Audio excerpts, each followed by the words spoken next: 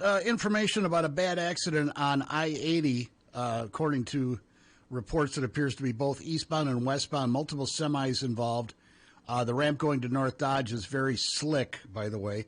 Westbound I-80 backed up at Dodge Street right now, so go around if you can. EMT and police are on scene directly after the Dodge Street exit. All westbound is having some issues, so be careful out there, especially if you're on the interstates. Hawkfanatic is brought to you by Deary Brothers Ford on Mormon Trek in Iowa City. Steve Anderson and his talented crew at Hawkeye Title and Settlement. Mike's E-Keys for Cars. GT Car and Supple Siding and Remodeling. 1-800-800-ROSE. The Midtown Family Restaurants, both 1 and 2. Harty and Stocker Jewelers in downtown Iowa City.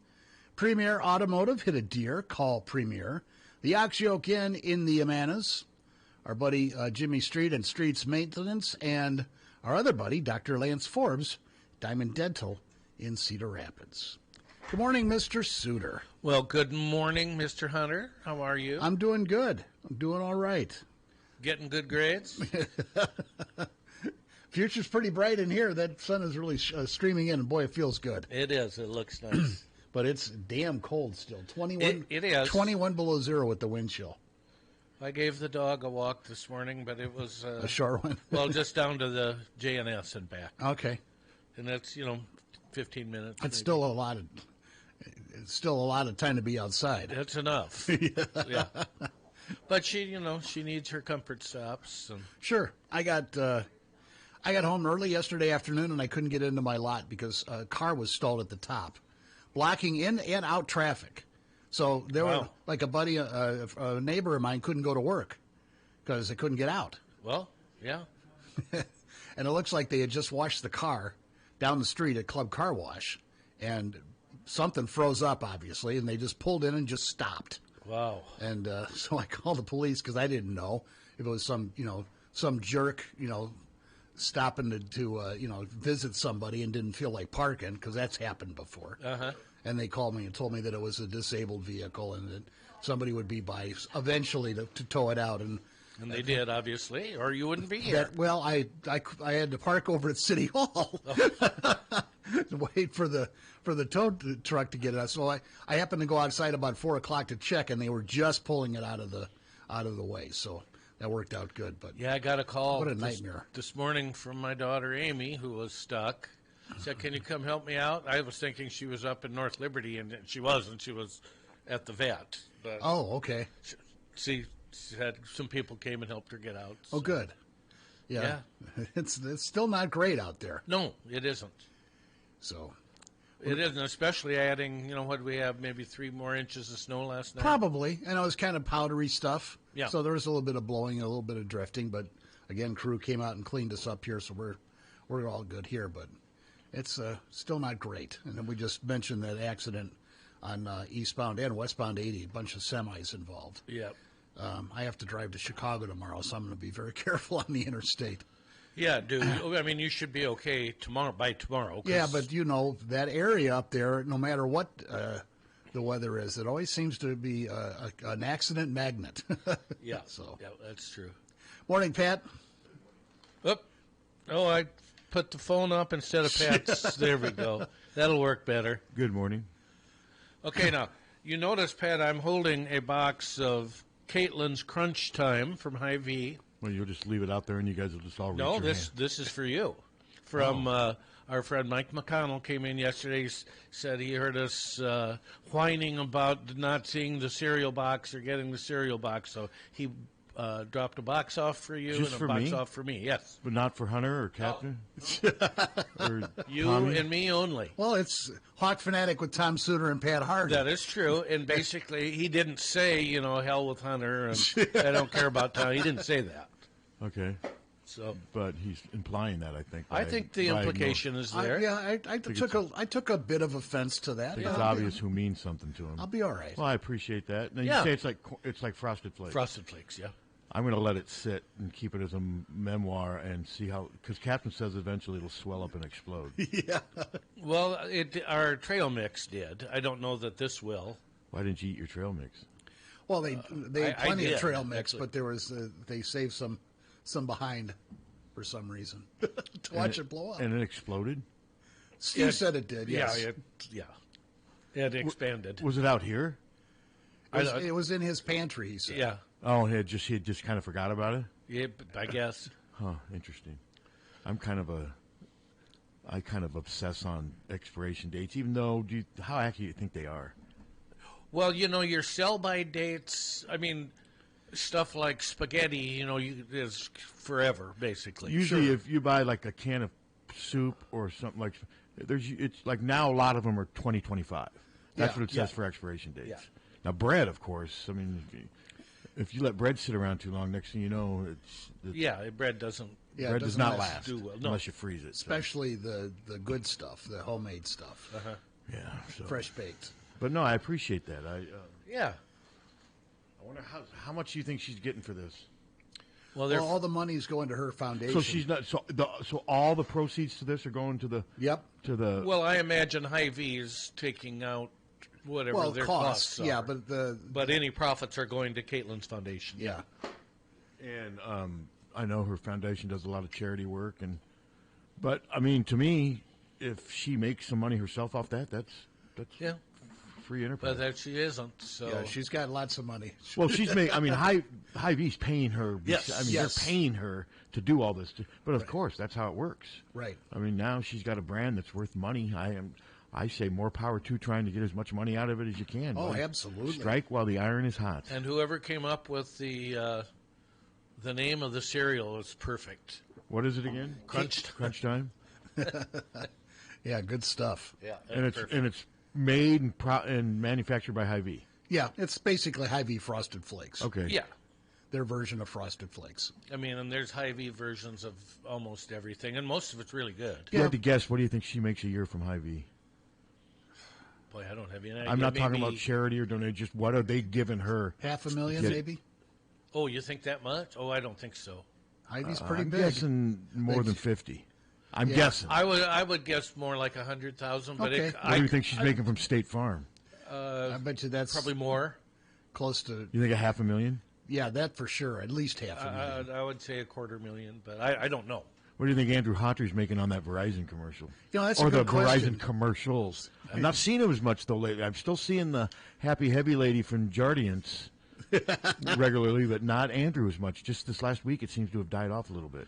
I have not seen that commercial yet. But Well, he's got 2 of them out now, or is it 3? And it's him, the same sweater, stressed out over the Verizon situation, and then the wife kind of mocking him. Yeah. You could Google Verizon yeah. commercial, and they would pop right up. I mean, they were running nonstop for about 2-3 weeks, and it's kind of died off a little bit. But the Jardiance lady's still dancing and happy because her A1C is lower. But do you hear the part of that commercial where they warn you about the side effects? Good Lord. Good Lord.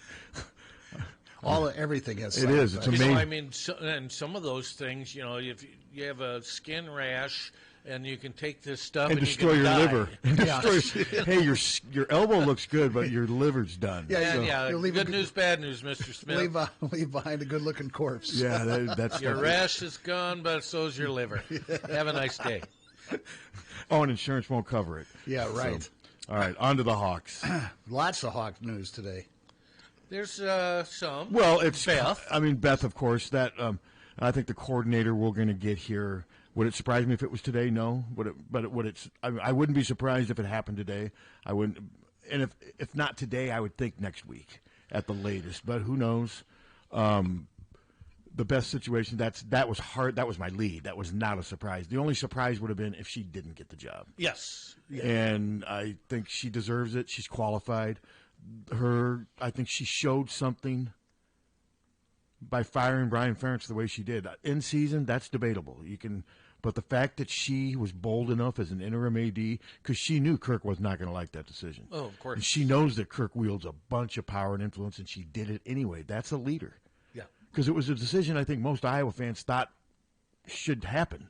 Yes. And some of the ones that lashed out because of the timing.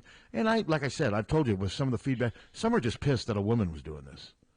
because I had him That's say, just I mean, ridiculous. the dumb blonde stuff and whatever. And what I wrote Seriously? yesterday, I had multiple people reach out to me and call her a dumb blonde or just you know, they're half right. She is blonde. yeah. And she's obviously not dumb. No, she's You don't brilliant. get this far. You don't get this far in this. And let's face it, her profession and what I wrote about in some way, it's dominated by men. Yes. Well, it's dominated by us, Yes. white men. And Kirk actually wrote something nice about her when Short and sweet. Beth is an excellent leader and a perfect fit for the University of Iowa. Her wealth of experience will help guide our programs into the new era of college Yeah, athletics. she's very qualified for the job, and the fact that she is a woman to me, I don't run from it. I think it's a who big cares? deal. He I says- think it's Yeah. interesting. It's a great day for Hawkeye student athletes, staff, and fans. Imagine Christine Grant, how proud she would be of this She moment. would, Sure. She'd love it. Because without Christine Grant, you don't have. I mean, Beth Getz started as a soccer player, but no. I tell you, there was hardly any publicity about the search. Did you ever hear a name of anyone else who interviewed? Never once. No, I'll admit I didn't. I wasn't like tracking it down. I wasn't Woodward and Bernstein trying. I mean, I never even saw a message board or a name or anything. And Iowa certainly didn't promote any of the candidates. No, They used to.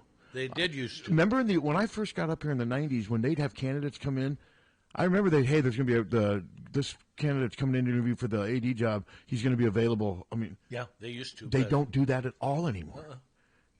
And that could be at the request of the It candidates could be. too. Could be because now it's a different age now with social media. When I'm talking early 90s, there was no social media. It was a Right. completely different situation. You had TV, radio, and print newspaper. That was it. Yep. And so I think they felt a little safer then. But yeah, I never saw another name interviewed or mentioned as a candidate that interviewed for the job. Well, I think that the neat thing too is she is going to all of these freaking events, man. Yeah, and she's adept at handling NIL. I think she's flexible enough. You have to be flexible. And, Gary did a lot of good things. I mean, I even wrote Gary Yes, left. he did. Gary made some mistakes. I mean, and I wrote it, and I could be wrong. And if someone wants to prove me wrong, that knows. I still think it's not a coincidence that he announced his retirement in June, barely 3 months after that football. I think don't you think there's something to that more than just a coincidence?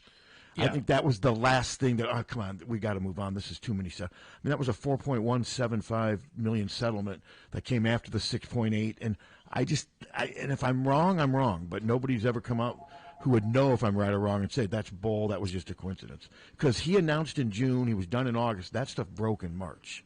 To me, that's not a coincidence. I agree. And that's not a complete knock on Gary because, like I No. wrote, he left. I mean, there's a lot of good going on with Iowa athletics right now. I mean, beyond he even made some Caitlin good Clark. hires. He's made some good hires. I mean, and speaking of one of those good hires, we're going to have Rick Heller on the radio on 9:15 on Monday. Talk Iowa baseball. Oh, great. I mean, they're ranked. Yeah. They're ranked in the preseason. When's the last time Boy, I can't even remember. So yeah, they're the only Big Ten team ranked, I believe. So yeah, and we'll get an early jump on the baseball season. We'll have him on. But do we have a call? Yeah. Hello. Hey guys, it's Greg calling from Chicago. Hope Hey, you're Greg. doing Hey, well. sup? I have a question that I've always kind of wondered, and it keeps coming up lately with the assistant coach and with Beth. I mean, I know Iowa hasn't had a lot of big coaching hires, but whenever we do, you always hear how the job has to be posted for 2 weeks, and they have a search committee and all this. And I understand those rules are in place, but what I don't understand is how these other schools like Alabama, Michigan State, and Washington are hiring coaches within 48 hours of having an opening. I mean, is that they don't have those are state schools. Do they not have the same rules? I've never quite understood that. Well, I think a lot of the times it's done ahead of time. I mean, they know who they want to hire, and Well, no, I understand that. I mean, but there's all these state rules you hear in Iowa, how the job has to be posted and all this. But I mean, is that just not necessarily applied? I mean, obviously, it's not applied everywhere. yeah. I mean, obviously, it's not a. Go ahead. It just surprises me because there's still state institutions that there's no more their hiring rules. They're different states, though. And they're different states, and I think schools. I mean, it's like a lot of things. I mean, some schools negative recruit, others don't. I don't think Kirk and his staff do a lot of negative recruiting. I just don't. Maybe they do, right. but I think some bend the rules a lot. But I also think with some of this stuff too, the reason you usually do the process is to make sure the fair hiring process, the right person gets the job. I mean, right now it's hard. Like Kalen DeBoer, he's pretty hot. He's a pretty good coaching candidate right now. Mm-hmm. So why? I mean, because they couldn't have. I mean, they didn't know that they couldn't have done all the steps like Greg's talking about before Nick Saban retired. They may not have all those steps in Alabama. Well, yeah, I don't know if it's obviously a state-by-state thing. Yes. And obviously it's more important to some schools. Now, let's say Kirk retired. Let's say Kirk just announces today he's done. He's retiring. And Bob Stoops tells them tonight he wants the job. How long do you think it takes Iowa to hire Bob Stoops? Do you think they go through the stuff that Greg's talking to, or do they do a... I think they get say, Bob, you're our guy, but we have to go through the process. Unlike Alabama. That's right. So, yeah, and I don't know the exact answer to this, Greg. It's a good, fair question, but I think Tom's right. And then I think that'd be funny that Stoops ends up taking another job for the second time. Yeah. No, it's just I just have always been curious because even I get that a lot of these schools know who they want to hire, but you apply for a job at a factory and you have to have a background check and all this, and they're naming new coaches the day after they lose the first one. It just always surprises me a little with all the other things you hear about, fair hiring practices and all that. Well, I think what also goes on too, though, is a lot of these coaches know who's going to. Hey, Johnny's going to be gone here in a couple of weeks. We've been talking to so-and-so. You may call that tampering, but I think there's a lot of that goes on, too. A ton of that goes on. A lot of, all these administrators and coaches, they all have sources, and they have tendrils. They have. But that's a fair question. Beth's going to do an introductory press conference next. It is a fair question. That's a fair question to ask Beth and see what she will say. But yeah, hopefully I'll remember that, Greg. But no, it is interesting because it does vary from state to state, from school to school. Yeah. All right, guys. Always enjoy the show. Thank you. Because I know some people are complaining. How does Alabama get a coach in 2 days and Iowa can't get an offensive coordinator? Well, I think could be a lot of reasons, but I think that's also unique.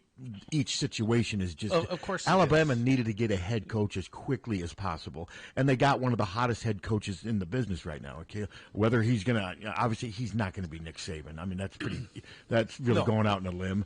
He just needs to make sure he's not 7-5, 8-4, Kalen DeBoer. If he's that, or not, even 9-3, he's gone. Boy, it'll be a short leash. He'll be the last 3 years, probably at the most. Hello. Yeah, good morning. Hey, morning. I think the one that you got to remember with the head coach is their players are now in the portal. Yeah, So you get 30 days. Alabama and those guys got to do a little damage control, and they're the only ones in the portal right now, so they're getting poached hard, all them players. Oh, they are, and it's funny. I mean, Alabama lost their 5-star 24 recruit who'd already enrolled, but they're getting a 5-star or a 4-star coming in from another school. It's revolving door right now. Yeah.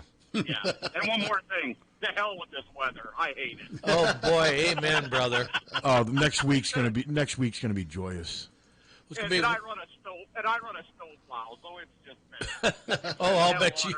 Yeah. Frozen hell on earth, in fact. I'm with you. Yeah. Thanks, guys. Well, thank you for your work, by the way. Yeah, we really appreciate it. I did do. not enjoy shoveling this. Not that I ever enjoy shoveling, but for today, this morning really just.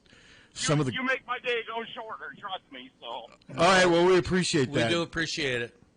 Thank you. All right, I'm sorry I didn't realize you were still on, but I did not. Shoveling today sucked. Shoveling any day sucks. I mean, when 20 years ago I didn't hate it as much. It was. Well, wasn't that big last of a deal, week I kind of used it as exercise. I mean, okay. Hell, I did it 2 days. I did it 3 times, but this morning, man, and it was colder than it was last week early. Remember? Yes. Tuesday and Wednesday, it wasn't cold. It was like in the. No, it wasn't too bad. I mean, it was plenty of work. It was work, but it wasn't. But today, my hands got cold, even though I had gloves on, and it was just. It's just getting old. Now, I will say, today, as bad as it is, at 5, still as much. Remember, just a few days ago, weren't we at this time of day like at -10? Yes. So it's a little better. Right. And the sun does help. I can at least walk my dog. Yes, the sun does help a little bit. Yeah. There's no clouds. It does. But no, I saw you. Did I read though? The next week it's going to be mid-30s, pretty much. Mid-30s pretty much all week. Yeah. But it maybe get some rain and stuff. But we'll get rid of some of the snow. Yeah. But even the lows will stay in the 30s. It looks like so. That's even good. Oh, Good. that's We'll great. Pretty steady all week. I'd it like to looks get rid of some of it on my Yes. roof. And Yep. Hello. Hey, question for you. Could Kirk hire Brian as a tight ends coach? He could, but my guess is it probably wouldn't. I don't know if it would Go over well. I don't know if it would be processed. Let's say that. I don't think it would be healthy. No, it wouldn't be. It wouldn't be. And if they were interested in doing that when Beth started her discussions about firing him, to me, if that was something they wanted to do, they would have done it then. I would think so. And would have said, "Hey, Brian, we're going to do some changes. Brian is now going to be the." I think they would have done then if that was the plan. Yeah, I mean, you could. I mean, there's nothing in any rule saying you can't hire someone who just got fired. I don't believe. I mean, Brian would probably be a decent tight ends coach. Yeah. Thanks. He may. But what do you do with Abdul Hodge? I mean, he's there, and they've done well under him. They sure have. Yeah. So, but like I said, the coordinator. It's interesting. A lot of the people I've talked to, even some colleagues that are just hardcore, they're like, yeah, to the point now where whatever. When it happens, it happens. I think they've gotten so frustrated because so few names have come out. And it's taken so long. I'm not saying they don't care, but they're just kind of, let's wait until it's finally announced. Well, yeah. I mean, it seems like that's kind of how it is right now. it is frustrating because we like information. It's an information age. Yeah, but everything's at your fingertips. But I still don't think it's a sign of failure. Oh no, not yet. But I also don't think. I don't also have the highest expectation. Like, I've never thought this was going to be a home run hire. Maybe it will be. Maybe, who knows? Maybe Cliff Kingsbury, after interviewing with the Bears, came into Iowa City, and I'm just saying him like I don't even know if he'd be a home run hire. But you know what I mean? He's a younger, I should say. He's starting to get older, but he's got an offensive mind or whatever. And I mean, because I think a lot of fans want a younger, innovative guy who's known for rising the ladder as an offensive guy. I think, don't you think a lot? Yeah, I do. And, but Kirk may not. Well, I'm just not sure how connected Kirk is to those people and how many of those people would want to run the same offense that Kirk wants to run. I mean, within his parameters. But who knows? Like, when I talk to some people that I work with, they're like, if I had to guess, I guess I'd say Philbin. There's a lot of that right now. Or, and some people even, I don't know if they were joking yesterday, some were talking about Boudmeyer. That would not go over well, and that's not fair to him in some ways because he's not solely to blame. But since he's been here, it's been horrific, the offense. Hello. Hey there. Hey. Hey Pat, do you think there's any chance that coach is putting expectations out there on his offensive coordinator that some of them are dead set against, and that's why they're having such a hard time filling the position? When you say expectations, what do you mean? Like 25 points a game? And you're going to come into my system. You're going to, coach the offense the way I want them coached. Not allowing them to, freelance or do what they want to do. That he's putting expectations on the new offensive coordinator that, hey, you have to do things my way. And I'm sure that's what process. I'm sure that's part of it. That's what most head coaches would do. I mean, and Kirk's offense, as we've seen, has changed very little, fair to say, over the last 25 years. It's pretty much the same offense. They've added some wrinkles, but it's mostly a run, tight end heavy, short, underneath routes. You know what I mean? Very conservative, very methodical, consume the clock. That hasn't changed, and that may turn off a lot of And we've candidates. seen how inadequate that offense can be under that system. Yes, we have. And if he's not willing to change, how excited are you going to be as an offensive coordinator to want to come into that system? Well, no, according to Brad Heinrichs, and he's not a be-all and end-all source or anything, but he says that is absolutely not the case, that whoever Kirk hires, that they are going to be able to bring in their own offense, and that's what he says. He may say it, but it ain't going to look anything different than Kirk's offense. I'm sorry. I'm just telling you. Some guy with a spread's not going to come in here and just start running a spread offense. That's just not going to happen. No, well, I don't think so. Kirk's already said that's not going to. He told us that in December. Well, guys, we're not shifting. And he won't hire somebody. Guys, we're not shifting to the run and shoot. That's what he told us. We're not going Mouse Davis. And he's not going to hire somebody. So I'm not saying Brad's wrong, but in sort of way, I guess I am saying I don't. don't completely agree with that. The offense is not going to go through a complete philosophical overhaul. It's just not. No, but it's not built to do that. I think the point I was trying to make is that Kirk still makes the hire, and he's going to hire somebody that he's comfortable with. That's why someone like Joe Philbin makes sense. Yeah, of course. Because Joe Philbin agrees a lot with Kirk on offense. They have for years. And I'm not saying it's going to be Philbin's job. Like I said, I still haven't written that. And but I've also heard nothing to say that it won't be Joe Philbin's job. I mean, Philbin. There just isn't much out there. Other than, Chris was every week. Is. Now, he's out now, right? Yes. Now he's not a candidate. When does he become a candidate again? Who knows? I mean, like I said, it's shifted back and forth like 3 times. It has. And I think a lot of that is just me. I don't know.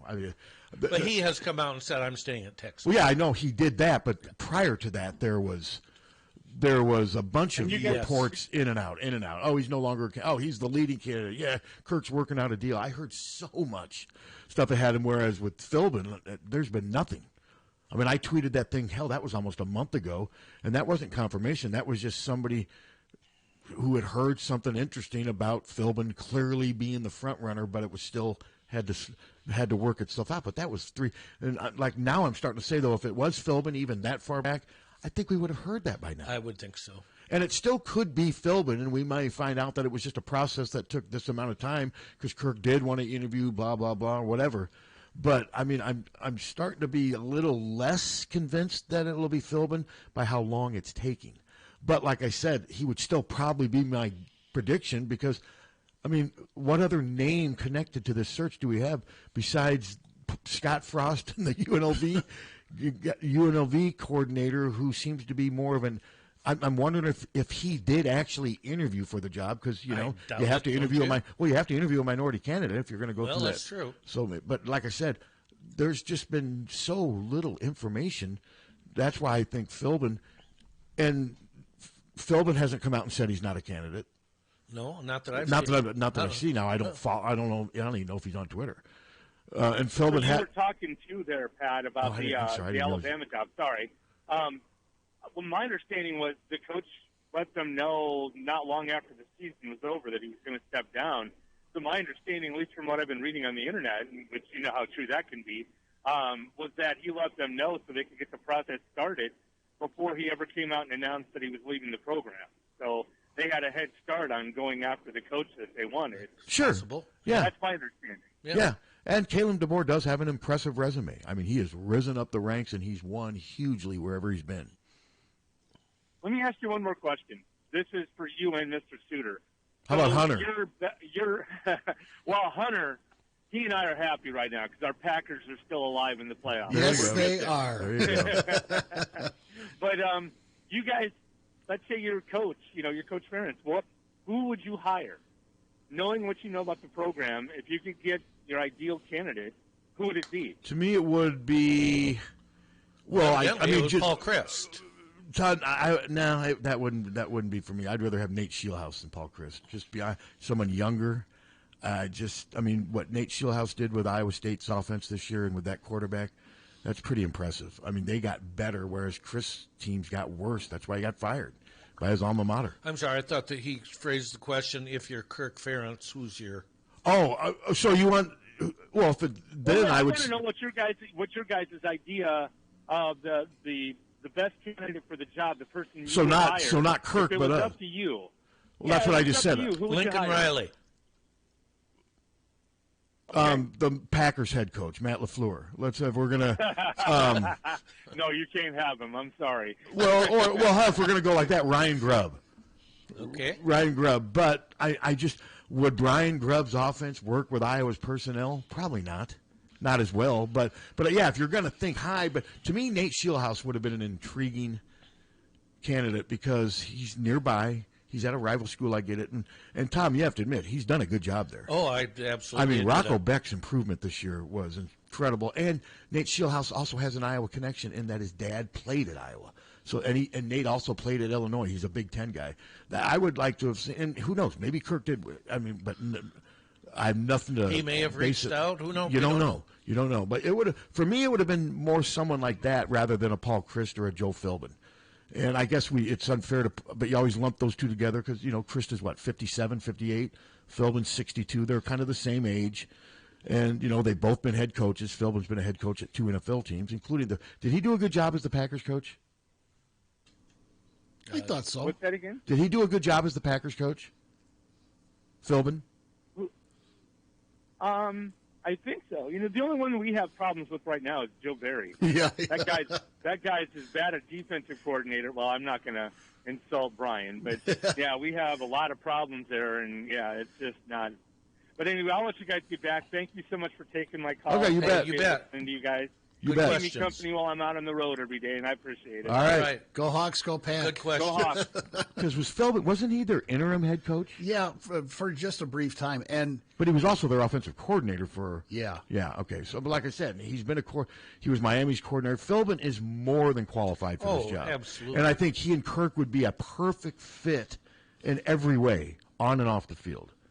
That's why I always have to say you have to, at least until we're told Philbin's not a candidate, consider him a candidate. Don't you agree? I would think so. Yeah, and but when we do finally learn who it is, and if it is Philbin, it is, I think, a fair question to ask Kirk, why did it take this long? But don't you think he'll just say that's the process? Yes. He'll just, and I get it, but I still think it's something that should be asked. And he may or may not say, yeah, I did offer it to a couple people who did not want to take the job. I don't at this see time. him saying that, but he could. He could, because like I said, it's amazing how many reports there are on Christ, but none of them are substantial. None of them are. They're all just based on rumors and hearsay. There's just so much of that now, and like with the Caden Proctor thing now. And from what I'm hearing, steps are being taken for him to come back here, and that still has to work itself through. But this is where he wants to go because he's homesick. And I didn't realize. I guess he was homesick throughout the season, and this is pretty much. This is home, and I guess Iowa State's closer, but he's never had a real. Doesn't seem like he's ever really had a close connection to Iowa State. So, yeah. But I have not written that it'll come. Eventually, it'll come out. Hell, there's people that are following. I mean, every move this kid makes now until he announces where he's going. Yes, and then you see, we know he's coming to Iowa because he's following X amount of people on Twitter. I got on my Twitter thing, then all of a sudden I look, and there's this massive photo of George Barnett. I'm like, what the hell? And then some guy tweeted, look who Caden Proctor's following on Instagram now. It's just, but that's the game. That's what people love, It is. But it after a while, it just gets a little bit too much. If he comes here, great, man. I mean, I think it would make sense if he's homesick, family nearby. I mean, he would obviously be a step up.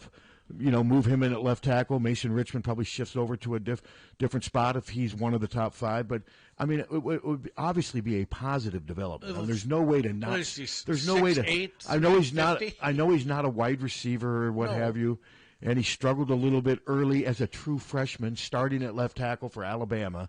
But it would be a massive addition, literally and figuratively. 6'8". Yeah, well, I've seen him now listed at 6'7", 360. But either way, he's 6'7" or 6'8", and around 350 pounds.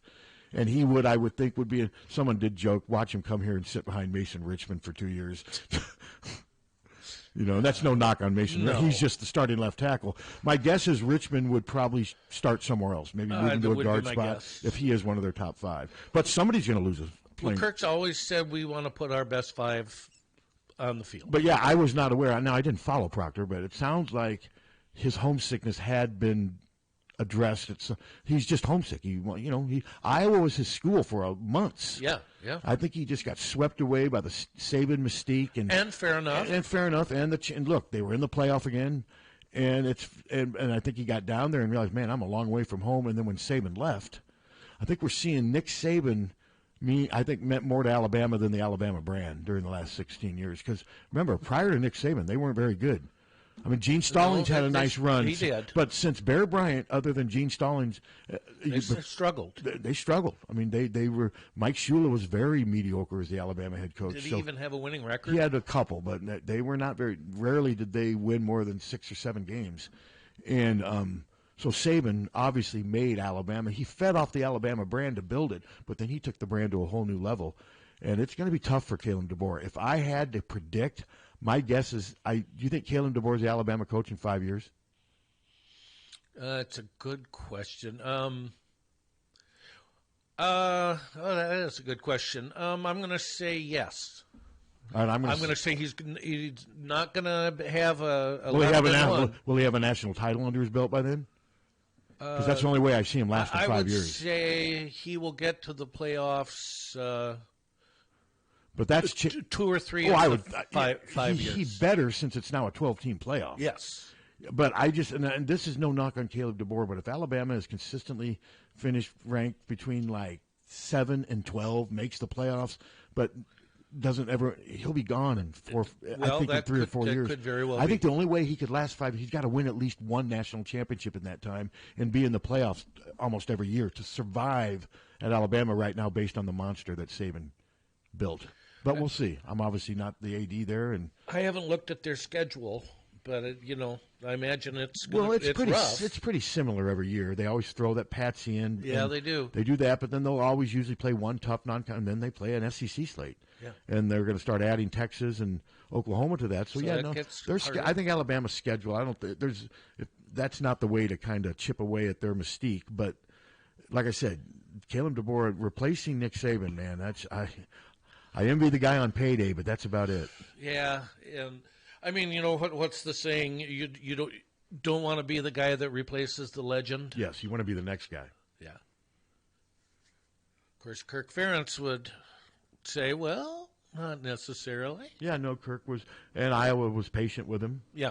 I mean, I don't know. A lot of head coaches may not have survived losing 18 of their first 20 games in today's age. Not today. No. Not today. Iowa stuck with Kirk, and finally in year 3. Now, in fairness to Kirk, too, things did change in year 3. Yeah. I had year 3 been another 4-8 season, I think he would have gone obviously into year 4. Kirk, you got to have a winning season or you're gone. I think even back then he would have been given maybe 4 losing seasons, but he won in 3. I mean, in fairness to Kirk, he got it done in time. It just was a really brutal start. And Licklider had 3 years, but his was such a precipitous drop. And it wasn't just the losses on the court; it was the personnel losses. I mean, 3 years in a row they lost their leading best scorer. player. Players were defecting. They were going to have trouble fielding a scholarship roster, and some players that you would never imagine leaving Iowa were threatening to leave Iowa. And they shall remain nameless. But one of them might be on staff now, maybe. Who knows? Maybe. And but yeah, and I think once it got to that point, Iowa had no other choice. Yeah, I agree. Hello? Call? Yep. Hey, guys, I was just checking when you said Alabama schedule. They got a pretty interesting third game of the year. They're at Camp Randall. Oh, that's right. I forgot. September 14th. Yeah, I mean, Alabama will do that. Yeah, it's a fun game. And isn't Wisconsin going down there the next year? I think so. Yeah. Yeah, no, that if I'm available, I will definitely watch that game. Yeah, it looks like Western Kentucky, South Florida, Wisconsin. Yeah, I mean, their schedule's similar to what Hayden did. Kind of similar to what Iowa does. Iowa doesn't And then November 16th, Pat, the one you were talking about, they got that Mercer in there. The SEC does that. That is just so odd. They bring a team in there, beat them like 58-0, and pay them like millions of dollars. And they have 8 conference games instead of 9. Yeah. Which is interesting. It is interesting. And I also see Minnesota has a home and home coming with Alabama, too. I was not aware of that. PJ. Hey, good luck. That's Good like luck, buddy. 2028. Okay, God, 2028, hell. Who knows what's But going all on? right, guys, have a good one. All right, thanks. Thanks for the call. Who knows what's going to be going on in 2028? You think you'll still be sitting in that chair? Oh, God, I hope not. I hope I'm still around. Hell, you said that in 2016. Yeah, you did. When I asked you, hey, you think you'll still be sitting in that chair? God, I hope not. Well, there you go. I'm always honest. Well, Mick Jagger said I don't want to be singing Satisfaction at 40, and now he's doing it at 80. What do you think of that? Hello. Hello. Hey, Has Karen. Proctor decide where he's going? I haven't seen, but I'm not like checking Twitter every 2 minutes. I think it'll take a little longer than, I mean, you think could happen by today? I think he's coming here, Karn, from what I've been told by people who are all over this stuff. But the process still has to, Well, we got to remember, though, he left us at the altar once. I was He talking to left us at someone. the altar and I was he could do talking it to someone again. who follows it very closely. It's what and he said steps are being taken, but you never say never because exactly what he said. Some other school could sweep in here, like a Texas or There's $2 million. Nebraska. I suppose his girlfriend goes to Creighton. Yeah. God, I hate talking about 18-year-old kids. I mean, but we're just talking about from a full Nebraska. I mean, that's what you worry about until it's a done deal. Until he actually signs, they get it worked out, everything. You just always have to leave the door open. That's something else. I'm just told that Iowa's clearly the team to beat. I'm not going to relax until he's enrolled in classes and working out. What does your crystal ball tell you? Well, Eichel put crystal ball out in a minute after. He's not the only one. 2-4. I mean, no, and it's all over the place. Who's Wilt Vaughn? I don't know. He's a recruiting guy. I don't know if he works for 247 or under 3 or over or on 3. I was going to say under 3, on 3, and what's the other rivals? I mean, they all make their prediction, but that's what they do. Yeah. I mean, okay. I mean, I'm predicting that he's going to come here too, and I'm hardly a recruiting guy, but it just until something else pops up. You never know. That's my crystal ball. Hunter, what's your crystal ball telling you? It's cloudy. I can't really see it. Okay, well, mine's cleared up a little bit. There's no clouds, and I'm saying that I'm predicting that he'll come here. Now, has that Brooke from Cedar Rapids Kennedy, has he decided where he's going to go, or is I did see he's visiting somebody. I saw. He hasn't made any. No, but someone I saw. He showed up on my Twitter line yesterday. Somebody tweeted that he's visiting some Power 5 school. I can't remember which school it was. So we won't know on him for a while. Well, he's a junior, but he's a junior now. He's a senior next year. Yeah, and I don't know if Iowa how actively they're still recruiting him since he decommitted. I don't know what's going on there. No. Then I had a friend of mine who isn't too brilliant, said that they weren't very happy with having Beth being athletic director because only men should be leaders. Who's that? A friend of mine. Oh, jeez. Because the Bible says that only men should be leaders. See what I mean? You're surprised. Did you find that? I told you. I got some of that stuff. Yeah, they're out there, and they're no offense, but your friend's an idiot. Well, that's what I told them. Yeah. I said times are changing. I think we used to be just property. Now we're more than that. I think that athletic department needs a woman's touch. To be honest with you, in some ways, after what they've been through, you know. Yeah.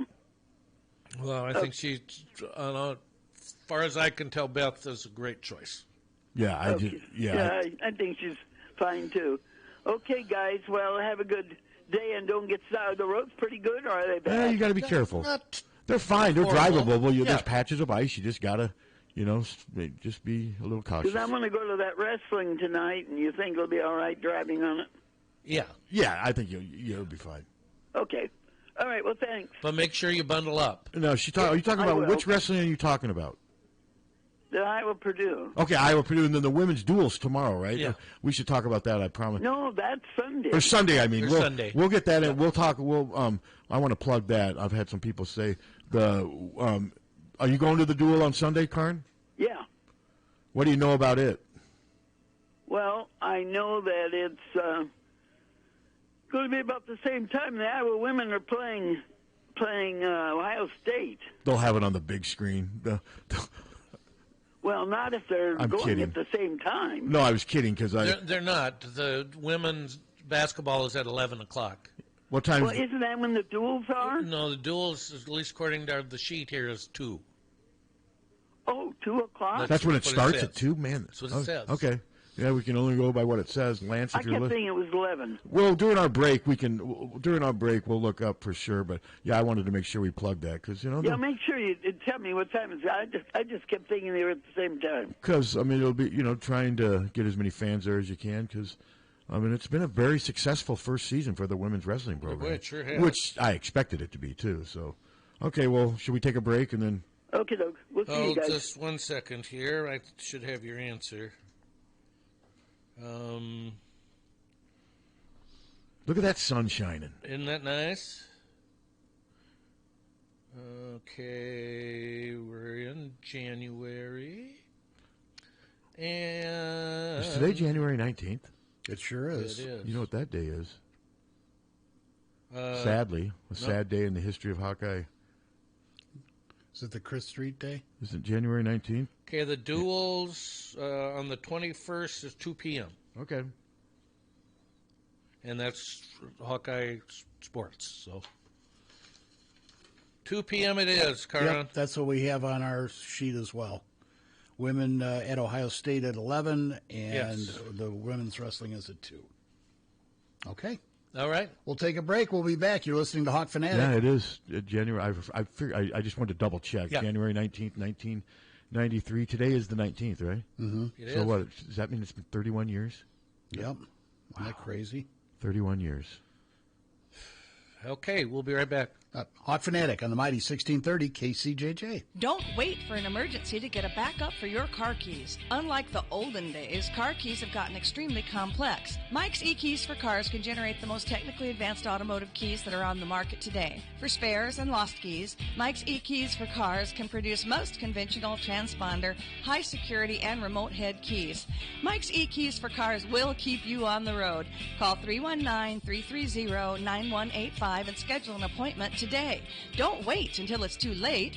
Call 319-330-9185 today. GT Carr, owner of Supple's Building and Remodeling, has been offering unmatched service and quality for over 25 years. The trained professionals at Supple's Building and Remodeling will install and guarantee the products used in any job, no matter how big or small. They also stand behind their work and offer no-nonsense, exceptional customer service from design to completion and beyond. Whether it's a simple window replacement or a major house addition, you'll have the confidence that Supple's Building and Remodeling is committed to quality. Visit Supples.net or call them today at 319-337-2246. Your favorite place to eat in the Amana colonies can be your favorite place to work. The Ox Yoke Inn's 84-year reputation for quality extends beyond the food and service. The working environment, training, wages, and benefits are the best of any independently owned and operated restaurant in the area. Come and apply and have lunch, dinner, or Sunday brunch on us. Is it worth the short drive from Cedar Rapids or Iowa City? I guarantee it. We're busy and we're searching for the best, and that means you. Apply today in person or online at oxyokeinn.com for those positions of cooks, pie and pastry bakers, waiters, waitresses, and bartenders. Apply today in person or online at oxyokeinn.com. The Ox Yoke Inn. Once upon a time in the land of the Hawkeyes, a business grew. A business that would become synonymous with real estate. Hi, I'm Steve Anderson of Hawkeye Title and Settlement. When you're buying or selling your home, you'll need title and settlement services. Consider the Hawkeye Title and Settlement team. Give us a call at 351-8600. Hawkeye Title and Settlement, the team you love, the people you trust. Are you tired of living in a home that doesn't quite meet your needs? Then it's time to call the experts at Streets Maintenance. Their team of skilled professionals specializes in renovations and remodeling, transforming your home into the space you've always dreamed of. From kitchen, bath remodels to complete home renovations, no job is too big or too small. Streets Maintenance will work with you every step of the way to ensure your vision becomes a reality. So don't wait any longer. Call Streets Maintenance to schedule your consultation at 400-4483. Let's start building your dream home today. 1-800-800-ROSE. 1-800-800-ROSE. Your FTD florist is the only number you need to know to send flowers anywhere in the country or Canada from anywhere in the country. 1-800-800-ROSE. It's so easy. Just remember one number, 1-800-800-ROSE, your FTD florist. 1-800-800-ROSE. Remember.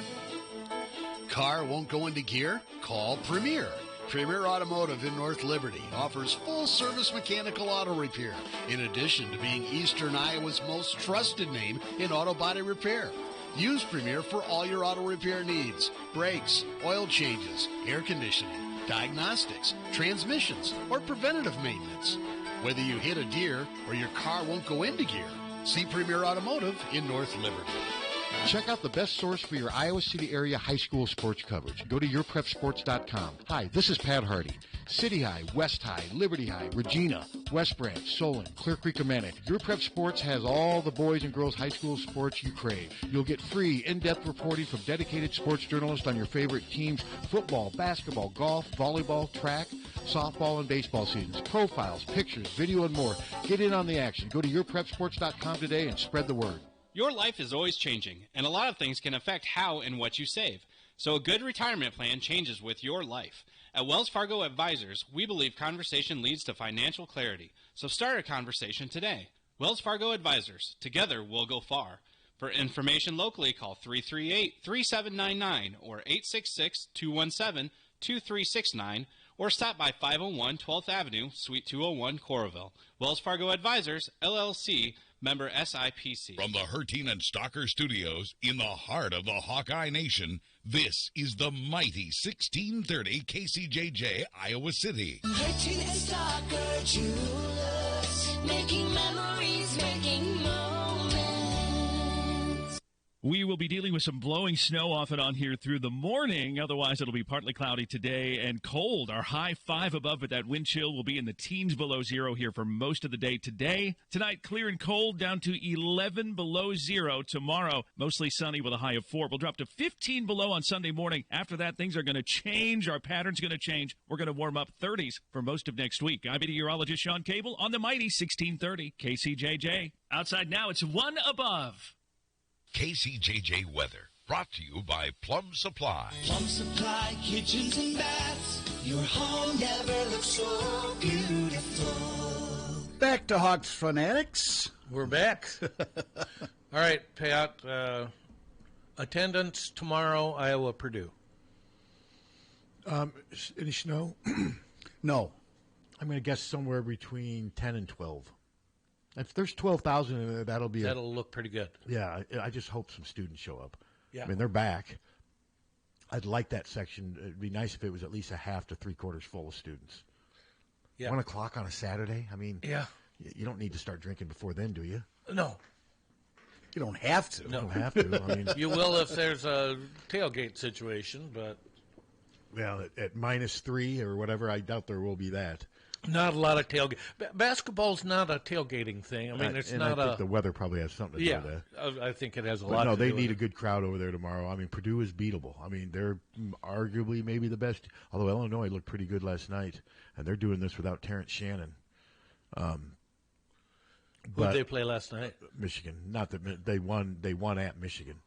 And at least they were winning big when I quit watching. I assumed they held on to win. Then what was another game that was on last night, Big Ten? When I've seen Michigan play, they haven't looked very good. They looked good against us, but... Yeah, and the kid, the center that played well against Iowa, he played well last night. They just don't have enough firepower. I think now, God, they're 7-11. It wouldn't surprise me if this is Juwan's last season. I'm kind of feeling that, too. It'd be interesting to see who Michigan... I mean, Michigan's a good job. I mean, it's a good program. I mean, anytime you can coach at a school like Michigan, that's... Yeah. So that will be interesting to see how this season... unfolds for them. I'm trying to think what the other Big Ten game was last night, because somebody won to be. Michigan State. They hung on to beat Minnesota. Minnesota was right there, and Minnesota was without Elijah Hawkins. Michigan State, man, they're 3-4 now, 11-7, but there's just something missing with this Michigan State team right now. To me, they should have won that game more decisively. I mean, it was a very close game to the end. Their program's not what it was. It's not, but this team in particular, though, is just not. It's just not clicking. I mean, the Malik Hall, is that his name? The 6'7". That sounds right. He doesn't seem any better than he was 2 years ago, and that's the thing with Michigan State players. They usually get so much better. But yeah, no, there's still a lot of season left. They're 11-7 and 3-4. I mean, who knows? They could reel off 3-4 wins in a row and boom. I mean, sure. And as bad as things have been, and we're talking about, they've still made the tournament every year that we've been talking about recently. But they've set a high bar there, and they're not meeting that bar right now. So Wisconsin's still the only team with one loss? I haven't looked at the standings. They lost at Penn State, and they gave it a run, man. They didn't go down easy. But Penn State's an interesting team. I think they're 500 now, and Penn State's going to beat some teams at home. I think they're going to struggle to win on the road. But man, he built that team pretty much from scratch in just a short time over the summer. because so much change with Shrewsbury going to Notre Dame, but he's done okay. I mean, they've done okay in assembling a roster, and they're formidable. I mean, they are a decent team. They're right around 500. And this conference play is going to have a ton of teams right around 500. There's a lot of parity. There's a ton of parity. I mean, the worst team in the conference right now, I'm trying to think, who would that be? Rutgers, maybe. Rutgers, possibly. And they're not horrible. They just can't score. No. I mean, they're a good defensive team. They got a great home court atmosphere. They got some nice pieces, but, they missed the Spencer kid who transferred to Connecticut and what have you. But Rutgers just can't score. And I'll tell you, Minnesota, even without Elijah Hawkins last night, they were a good – I know they're 3-4 now in conference play, but he's done a good job with that team. Dawson Garcia is playing – he's playing first-team all Big Ten level ball. No, he's good. He had 30 in one game. I think he had 28 or 30 last night. Didn't he have 30 against us? Yeah, he is really good. Yeah, he is – to me, he's first-team all Big Ten. I mean, it starts with Matt Edey, and then I think you'd have Dawson Garcia on there. It'll be interesting to see – where it goes from there, because there's a lot. I mean, Tominaga, if Nebraska keeps winning enough, I think he's playing at all Big Ten. And let's say Iowa finishes in the top 5 or 6. I think Ben Cricky's playing at a level in which, and so's Tony Perkins recently. Tony in this last 6 or 7 game stretch, steals, assists, defense, offense. He's been doing a little bit of everything. So, no, I hopefully there's a good crowd tomorrow. I think this team has earned it for this game. I think Owen Freeman will be a freshman. I think he's the all-freshman team. Oh, well, he'll be the Big Ten Freshman of the Year. I mean, right now he's won that award 6 out of the 9 times. It's not even close. Yep. And he just has to stay healthy, because there's still a lot of games left. There's still he's a lot of got to stay out of left. foul trouble, and Edey is good at getting to the line, so he's got to be careful. He is, and he needs help on Edey too. And they'll have a plan. I mean, Edey's going to get his, but they just got to make sure Lawyer and Braden Smith and Lance Jones don't all just go off from 3 too. Or then they're going to be impossible to beat. Yep. And so we'll see. But home court advantage could be a big deal. And Fran was asked about Fran obviously would like to see the students move closer to courtside. And I wrote if Beth has a to-do list, which she does, hopefully moving the student section closer to courtside is near the top of her, because I think that's something they could do for a limited cost that would have a big effect. Well, I think I saw a quote from her on that, and she said, yes, that's on our list. Well, they've done a feasibility study. Yeah. And that was part of that's it. Right. Yeah, and that was a while back. But she says it's not as easy as you think. No, it's not, but it could be done. Oh, yeah. Oh, it could easily be done. I mean, maybe not easily be done, but it could be done. I think part of the problem, more than the construction that would be involved, is convincing some people, hey, I know you give a lot of money and you've had these seats, but would you mind moving over to here? That's not always easy to do, and some people may not want to do that. Yeah. And I think that would have to be part of the process, is convincing some fans to maybe move their seats to allow the students to have a bigger presence courtside. But I think if you're a good fan, you do that for the good of the program, don't you? I would think so. Especially if they still put you in a good seat, which they're going to do, especially if you're giving a lot of money. Yeah. But, I think that would help. And they need to have the seats horizontal, if you know what I mean, more than vertical. The student section going vertical, top to bottom, as opposed to side, that, to me, you need to have it go side to side where it wraps around the lower bowl of the court. I think that's much better, much bigger, and have I completely a big bulk of it behind the visiting team's bench. Absolutely. That's where it needs to be. This thing now where it's on the baseline across the court from it's not even on the same side as the visitor's bench. It's on the other side, and then it shoots up. The more students that come to the game, the more higher up they sit, and that's not good. No. They should be sitting courtside, wrapped around the bowl. Completely But agree. I wrote that. I've written that probably 10 times, and it's just – but I do think at least Beth is considering. Gary, we had Gary on. When we brought that up to him, he's like, that is not under consideration, nor should it be. He goes, Carver is fine when – it's fine when there are fans in there. And the women's stuff, and I addressed this – the women's situation is unique. They've got a generational player, arguably one of the greatest players of all time in Big Ten history and in the history of women's collegiate basketball. But she's not going to be here forever. And this is no knock on everything else. But her combined with the winning they've done with her, that's why the arena is packed right now. Absolutely. And Iowa knows that. And do you realize what that place would be like if those students were wrapped around the lower bowl of the court with Caitlin playing right now, with everybody that's going to those games? How much even fun. More energized? You see Caitlin high-fiving a student courtside or whatever, the student section, and all dressed in either black or gold or whatever. And you can't even barely see the Iowa student section when they show it on TV. the games on TV. That's true. Whereas when you watch Michigan, Illinois, Michigan State, when they show the typical Front and court, center. they're right there. Yep. Front and center. They're right there because they're right behind the benches. So and Beth is at least considering it. So we'll see. So do they ever do they release these feasibility studies?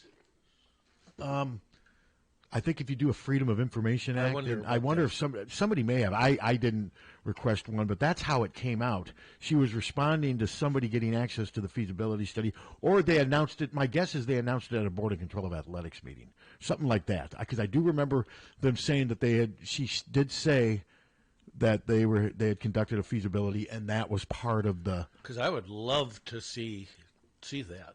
I would too. Oh, I've been writing about it for years. And yes, there's a money involved and whatever, but there's a lot more expense. Like someone asked me the other day about why can't they build a middle mezzanine? I just said money, and I go listen to our podcast because we had some good callers that explained that the cost would be millions. Yeah, yeah. And I don't know, would they be able to get that done in time? It'd be tens of millions if they can do it. Even. Would they be able to? Would an off season be enough time to do something I that don't extreme? Think so. I don't think so. That would be a huge project. Yeah, they would have to probably play at Extreme Arena or something for one season. And nothing against Extreme Arena, but it's not big. It holds, what, 5,000-6,000? Yeah. Yeah, that would not be good. But no, they missed their opportunity, and that's what I appreciated about our callers the other day. They were on the front lines during all that stuff. They should have done it back. They were good calls. They should have done it when they had a chance. Yeah, I agree. Because it would have been a completely different setup. But, you can only cry about it for so long. You got to move on. And Caitlin, when Caitlin's playing and the women are winning, that place is rocking. But that still doesn't mean the diehard, longtime donor fan who's sitting maybe. Although those fans they're gonna go through the death march to the elevator more than likely, aren't they? As opposed I would think so. As opposed to going up all risking the stairs. death going up. You've got death at both doorsteps. You either die climbing the stairs or you get crushed in the stampede. Right there, you go. I've taken those stairs and they're not fun. But the last time I was there, the late Randy Larson took the stairs. Uh-huh. And as weak as he was not going to take that elevator. Good for him. That doesn't surprise me. I don't take the elevator if I don't have to. He was a stubborn son of a gun. But no, they burn. I'm better at handling those stairs now because I'm in better shape than I was 4 or 5 years ago. Right. But they still burn. They still burn. But I see those people just filtering through that, the tunnel to get to that elevator. And neither exit is very enjoyable, let's say. You and Ann, so how many steps would you say? What is it, about 76? Isn't it about 83? How many steps is it up? Have you ever? You're 17.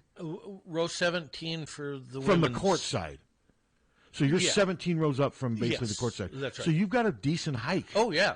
So when you guys get up on top, are you like, oh, that sucked? Not. Or are you just used bad. to it now? Not too bad. Yeah, we're pretty used to it. But it's. You still feel it though.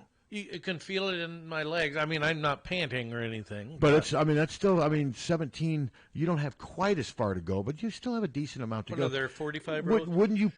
Yeah, I'm not sure how many there. But wouldn't you just prefer not to have to do that? It just seems. I guess. Yeah. But like I said, it is what it is. So I don't. There's nothing they can do about it. Yeah, there is no. Actually, wish I had to do more. Why don't you take we were the in elevator? Those black seats. Could you take the elevator if you wanted to, or do you? Go down? I don't know. Just not worth it. I don't think so. I thought with Ann's knee, maybe there'd be times where you've taken the elevator. No. Well, she's boy, okay. she's a tough soldier. She is. Now, as you get older and keep going, you may be in that elevator crowd. Well, I look down and see you just getting trampled. I'd love to be in those black seats, man. Those are outstanding. What do you have to do to get in those seats? Well, somebody's got to give them up of money. Yeah, okay. I'm sure. Hello. There's 42 rows, and you take 2 seats per row. That'd be 84. That's what I thought. Yeah. Mm-hmm. Okay. 83 is the number I said. Okay. Thanks, Carn. So you've got 42 minus you're 7, going about 42, you're going about 32, 650, 60 steps. 50 steps. That's a decent hike. Yeah. And I try to do it without holding on to the rail. So that's. God, I forget. There's rails. Yeah. I guess you're right. I guess I've been going there for 30 years, and I don't know if I've ever grabbed a rail. Yeah. But I get such a kick out of the line for ice cream cones. I know. I mean, the a game where there's maybe 6,000 people at the game and there's 60 deep in the ice cream line. It is. I just giggle when I see that. Yeah, they don't show pictures on social media of the tenderloins or the pretzels, but always the Carver cones. Oh, yeah. No, the Carver cones, they've got that. They are iconic. Yes. And they're probably. I've had one. It was good. It was good. How could an ice cream cone not be good? Yeah, I mean, of course it's ice cream. It's soft serve, and it does what it does. But would you wait 60 deep? No, I wouldn't wait 60 deep for anything. Well, I did for Jaws when Jaws came out. I remember I went with my sister when it came out at Merle Hay Theater, and we literally, I mean, that line, I mean, news TV crews were out there. You remember the lines for Jaws when it came out, don't you? Yeah. I was 11 years old, and I just remember waiting forever in this line. And I remember it was so packed, my sister had to sit. They let her sit. It had to have been a fire hazard.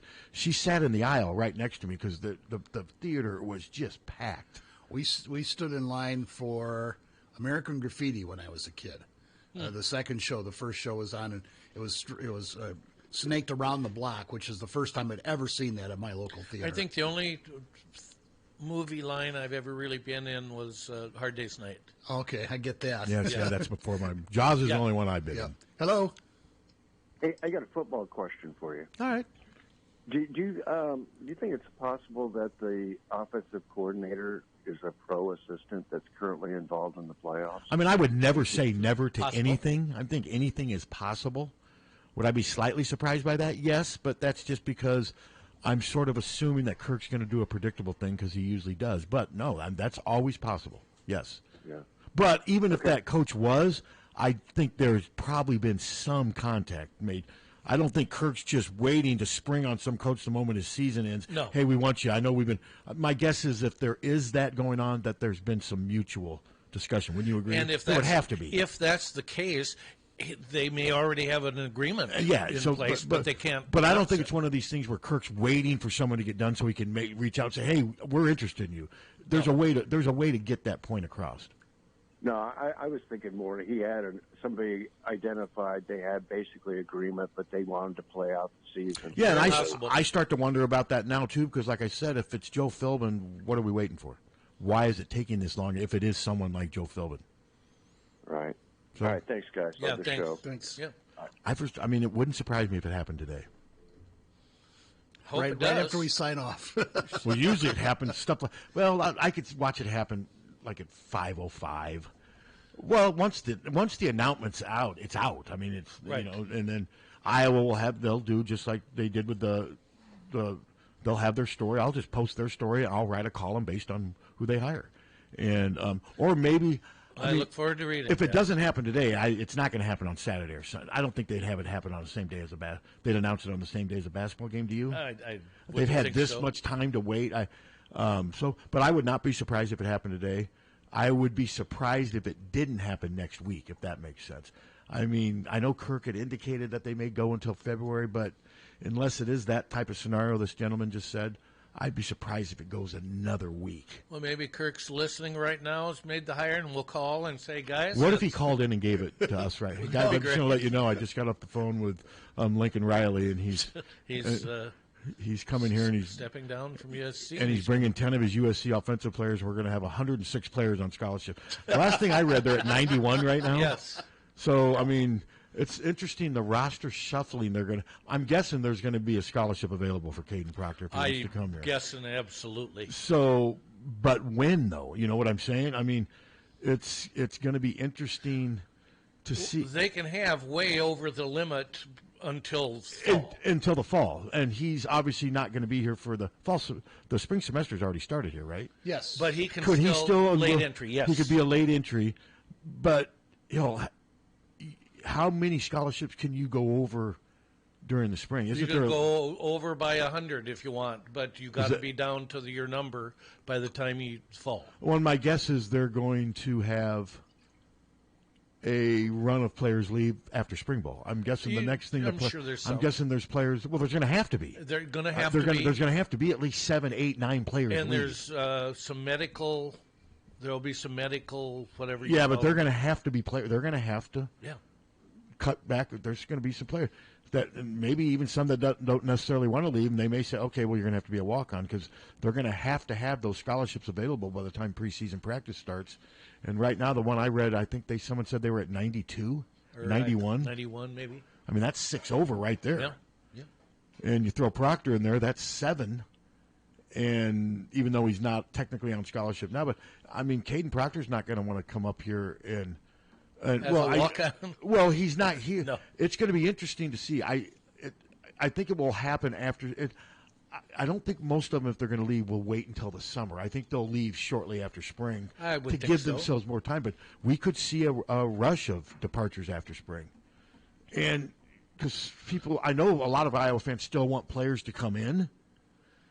And okay, let's say they had Proctor and 6 or 7 players from the portal during the spring. That means what? How many? Then 15 have to leave? Well, let's say we get Proctor, a wide receiver, and a quarterback. So that would put us at 94. That means 8 have to leave before the start of next season. 8 would have to hit. That's 8 or 9, yeah. That's a high number. It is. So it's going to be interesting to see how this plays itself out. I mean, we really should. We could use some more wide receiver help. I guess I wasn't aware of that rule. I probably should be, but what you were talking about, you can have as many. That doesn't seem to bode well with the gender equity setup. Oh, see, football had 106 scholarships during the spring. I'm going to have to look into Well, I think they count it when the season starts. Well, I know, but still, you don't think with as much concern there is about that. I would surprised if that is how it does work. That some people haven't. And maybe they do it in women's. Maybe the women are allowed to do it too, because there's so much concern about making sure that the scholarships are pretty evenly distributed. They have to, yeah. To where, but maybe it does happen in multiple sports. But no, they're gonna be active in the portal. Iowa is probably more so with players leaving because they're so over the number right now. And if Proctor comes and I mean, have you heard of any prominent receiver thinking of Iowa? No. And I don't know. And a quarterback. Why would a quarterback come here right now? Good question. I don't know. You were just using that as an example, right? As an example. Yeah. Well, I think we need help at quarterback. I mean, Deacon wasn't great. Well, yeah, but fair enough. Okay, but the McNamara, Deacon. But we don't know if McNamara's going to be healthy. Well, he's going to be on scholarship, and that's right. The 3, and then Lan is. They're going to have 4 or 5 quarterbacks on scholarship next year, just if no one leaves. I mean, you'll have. Well, that's McNamara. assuming they all stay. Yes. Yeah, maybe Deacon might leave. I mean, he may be one of the 8 that is forced out to make their scholarship limits, and because I don't think you need more than 4 quarterbacks on scholarship at the same time. Probably not. But no, that's why I say the stuff with McNamara is risky because he's preventing them from getting anyone else right now. But I think that's what he wants. If you're Cade McNamara, you don't want more competition coming in here. Probably not. I mean, this is your job, and I'm hurt right now, but this is my job. I'll be healthy by the time next season starts, and then we'll have Marco, Deacon, and who's come? James Reeser. Those will be the 3 other guys on scholarship, and you have Tommy Paholski as a walk-on. So they'll have 5 scholarships, assuming nothing changes, or 5 quarterbacks. But I think Caden, like I've said before, when he announced that on Twitter, laying from his hospital bed with his knee hoisted up, that was his way of saying, hey, we're not going after it. I'm the quarterback. This is my job. This is my job. So don't expect Iowa to be busy in the portal looking for a quarterback. And I don't believe they are. Because I just don't. I mean, any quarterback that's in the portal right now looking for a place to play next year wouldn't come here. What do they say about Caden? So why was Ty Thompson interested? I have no idea. And he was interested enough not to visit. Well, true. I think I don't know. I didn't read the stories about it. Apparently there was something to it, but he never even visited. So obviously he wasn't very interested. He was interested enough to schedule a visit, and then the next day he's committed to Lane. I mean, do you think he did that without knowing about Cade McNamara? No, I can't. Probably not. He knows what's going on. I don't know. I mean, but no, that's what I say. That's the risk with McNamara right now is he's not healthy, but he's preventing them from adding any other quarterbacks. And I think, like I said, I think that's what he wants. He doesn't want more. He came here to be their quarterback. Yeah, absolutely. They paid him a nice NIL deal, from what I've been told, and he got hurt. But like I said, he put that tweet out. I remember reading that. Okay, wow, this is Cage's way of saying, hey, Iowa fans, they're not hitting the portal for any QBs. I am the QB from the portal still. That's kind of how I interpreted that. Yeah. Well, it's interesting to see. Be interesting to see who Kirk hires as OC. Any names have you heard about wide receiver coach? Yeah, someone told me. I saw a couple names mentioned on Twitter, but both of them escaped my head. But no, nothing of any substance or of any really type thing. No, I haven't. Have you messaged? The only thing that is Brad Banks put out a tweet with a smiley face. I saw that, and people are trying to determine what it means. God, that's where. So what does that mean? Brad Banks, the receiver coach? David Rye was the speculation. Okay. By nobody else. Why was because they were at Iowa at the same time? Yeah. Okay, that's just where we are though now on social media. I know. And nothing against David Rye, but that wouldn't light my fire by any means. No. I mean, it makes sense. To me, that would be a comfortable comfort zone hire. Exactly. And that's for some reason. Well, fans don't want to see that right now because they think if more of those guys are hired, it's just going to be more of the same. I think that's the narrative that's out there. That is accurate. So, I mean, if they hire David Rye and Joe Philbin, how do you think that's going to go over? Depends how the offense looks next year. But, yeah, of course. But initially, there's a lot of time between now and next year. Yes, initially it would not be considered. They would not be considered home run hires. No, I don't think Joe Philbin would be considered a home run hire by any means, even though he's more than qualified. More than. I mean, he'd be one of the most experienced offensive coordinators they've ever had at this school. And but no, he would not light the candle at all. I mean, a lot of Iowa fans. I mean, I think his age, that doesn't help. He's 62. No. And I'm saying that as somebody who's 60. It's not like I'm age discriminating. I'm just saying that will feed into that narrative. How Kirk just settled. I think the narrative will be that Kirk just settled with another guy that he can just control. I think that would be the narrative. Don't you? Yes. Yep. I think Christ, it would have been that to a little extent, but the fact that he was the Wisconsin head coach will give people hope. That would have at least given them hope. And this guy's look what he did at Wisconsin. Well, but obviously that's not happening now, so we'll see. I think it's interesting that Christ has come out and said that he's staying, but has Philbin come out and said he's staying at Ohio State? I haven't seen anything. I haven't seen anything from... Besides my tweet a month ago. Yeah.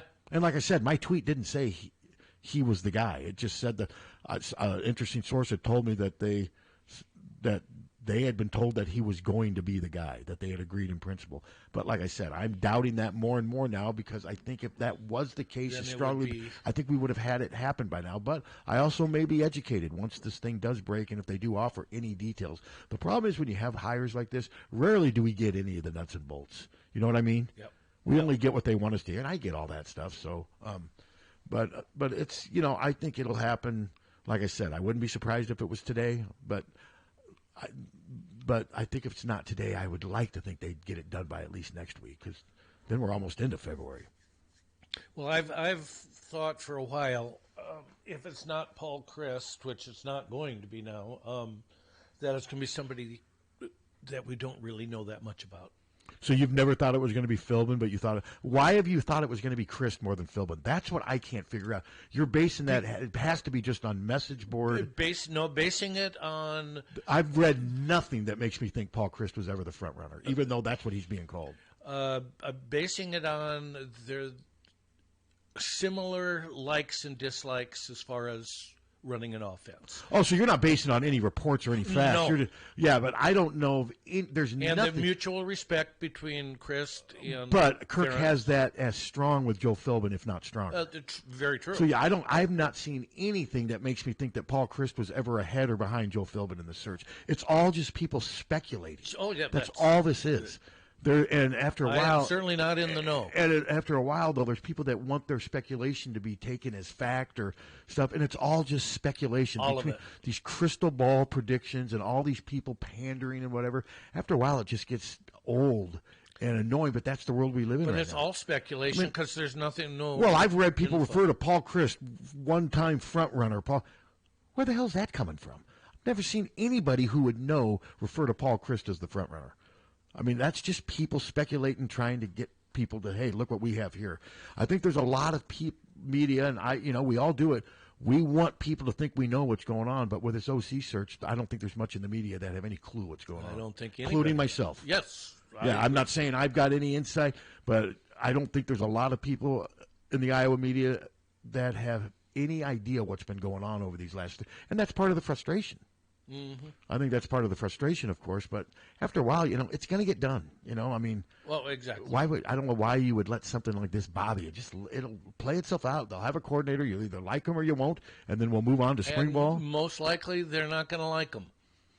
That would be my guess, because like I said, I've been saying all along my leading choice would be Joe Philbin, and I'm saying that just because I have not seen anything else that makes me think, oh, maybe it won't be him. But then I can go back and forth on it, because if it is him, why is it taking so long? Yep. But I do know, though, Kirk likes Paul Christ. Kirk really likes Joe Philbin. They're very close. Joe Philbin was huge for Kirk, man. He helped build that offensive line. They worked together for 4 years. They rebuilt this thing. They were part of that original staff. I think that means something. Well, I remember at the time when Joe Philbin left, I was bummed. But then didn't Reese Morgan take over on the offensive line? Because they were pretty good when Reese was the offensive line coach. Yeah, sure were. But they were really good Philbin, Robert Gallery, Eric Steinbach, Bruce Nelson, he was at the core of their development. And I think, you're concerned maybe that he's never really been a quarterback coach, but I think he knows enough about offense. What I would like, if it is Joe Philbin, I can't wait to see how he helps George Barnett with the offensive line. Because let's face it, the offensive line needs help. It sure does. I mean, they haven't had a player emerge since Linderbaum, and I know that was not that long ago, but none of these guys, they've got guys that have combined to start over 100 games up front. None of them have distinguished themselves. No, they haven't. They've all been average to below average for the most part. And I'm not knocking them, but that's just the way it is. But there are also the guys, the core 7 that have played, they're the best they have right now. But there hasn't been a lot of even individual development. I mean, the offensive line rarely has been a great unit overall. Even in the heydays, it hasn't been. That's the misconception we've talked about. But they've always had star pieces. They haven't had that the last couple of years. No, we haven't. Not since Linderbaum. So, to me, that would be one of the things that I would love about Philbin is I think he would have a big impact on that offensive line.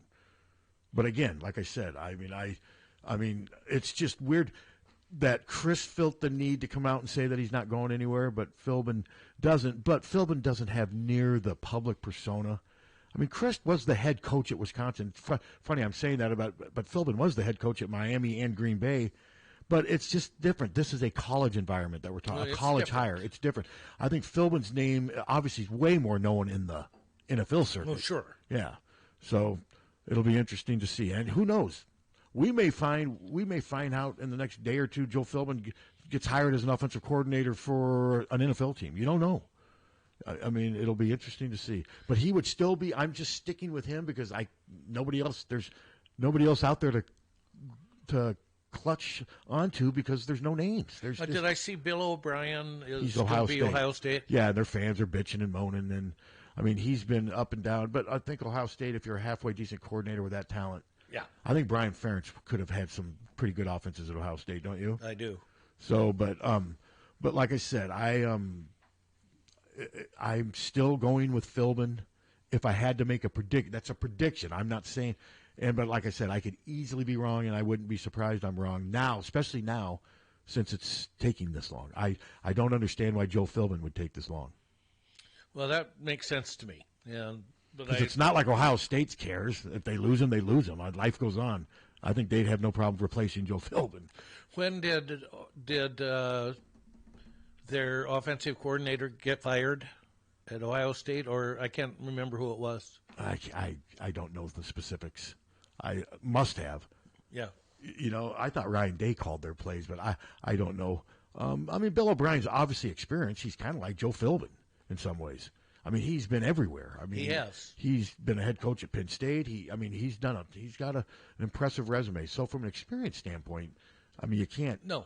But it didn't seem like it was going over real well because, I mean, he's been up and down, and I mean, he did nothing with New England, but New England was terrible. They've got no personnel right now. And so, but I don't know. This is taking a long time. I know it's frustrating, but this is Kirk. This is just the way Kirk. Remember how frustrated fans were getting when he was first hired to replace Hayden, how long it took him to assemble his staff? His staff, yeah. People are like, what the hell is going on? Why is he bringing this guy in from Harvard? Why is he bringing this guy in from Fordham, Why? Yeah. And, hey, it worked. It sure did. His initial staff was very strong. So sure I think you got to give Kirk the benefit of the doubt here, and just it'll work itself out. These people have no patience anymore. Well, it's social media. Yeah, I mean, you know, people talking about the nasty way Proctor was treated when he decommitted, and yeah, that was out there, and some of the stuff was ridiculous. But an entire fan base shouldn't be judged on a few irrelevant trolls on Twitter. I mean, he was getting ripped in Alabama, too, by sure, the fans. By the same anonymous Twitter troll. Same Every crap. fan base has them, and you just got to ignore them. I mean, and my guess is if that's the reason he doesn't come to Iowa, I don't think it would be because of that. I think it would be NIL money. But I like I said, I believe he's coming here. Steps are being taken, but you still got to get the package ready. Yeah. Well, and that's, I know Brad put out that they had raised like $100,000 in one day. Well, and I think he did that to show them, look what we've done since Caden. Yes. Since Caden has, and yeah, that's good money. But the way Iowa distributes it, that wouldn't all go to him. No. I think a lot of fans would say, okay, give it to him, give him $500,000 right now. That's just not the way Iowa operates. No. Nope. But he'll make some money. I mean, he was making money at Alabama, and barring injury, he's going to play in the NFL. I mean, you don't start 14 games for Alabama as a true freshman under Nick Saban and not eventually grow to be at least an NFL draft and someone who's going to get a chance to play in the league. For sure. And he's got at least 2 years left. I mean, well, you can't coach 6'7", 6'8", 360. No, and it's not just that though. He's got good feet for his size. He's got good leverage. He's just he's a ready-made offensive left tackle, and yeah, this would be a nice addition. And so, what do you think happens first? Proctor commits to Iowa, or they announce the coordinator? Well, I'm not convinced that Proctor's going to choose Iowa. Well, I didn't. I'm just so that of those two things, I would say if he does choose Iowa, yes, that would be before the offensive. So you think Kirk names a coordinator before the end of the month? What's today? 11 more days. Yes, I do. I mean, he did mention about it could stretch to February, but that's. It seems like a lot, but as you've also said, Kirk is very methodical. Very methodical, and he's very patient, thorough. And like that caller said, maybe there is somebody out there that's, yep, Kirk, I want the job, but come on, let me finish this run. And they could still be having discussions. Yeah. I mean, that's how this stuff works. Maybe that's a scenario that we may learn about. And that would make sense if it's somebody that's still coaching in the NFL. Yeah, because that's what have to be. That's all that's left. That's right. But I mean, I don't know. It's just amazing on Twitter though how there's people that just they can't get this stuff out of their mind. It's just on their minds all the time. Yeah. I mean, I guess it should be on my mind more, but when it happens, it happens. Yeah. I mean, it's to the point now where you can try to dig and there's no information out there. No, there isn't. There's just no information, anything that you could use of any credibility. It's just not out there. I give Kirk a great deal of credit. He has kept this thing under wraps. I saw where some jerk guy who's got like 100 followers put a big picture of Caden Proctor and saying commits to Ohio State. Yeah, I mean, it's just. Hello.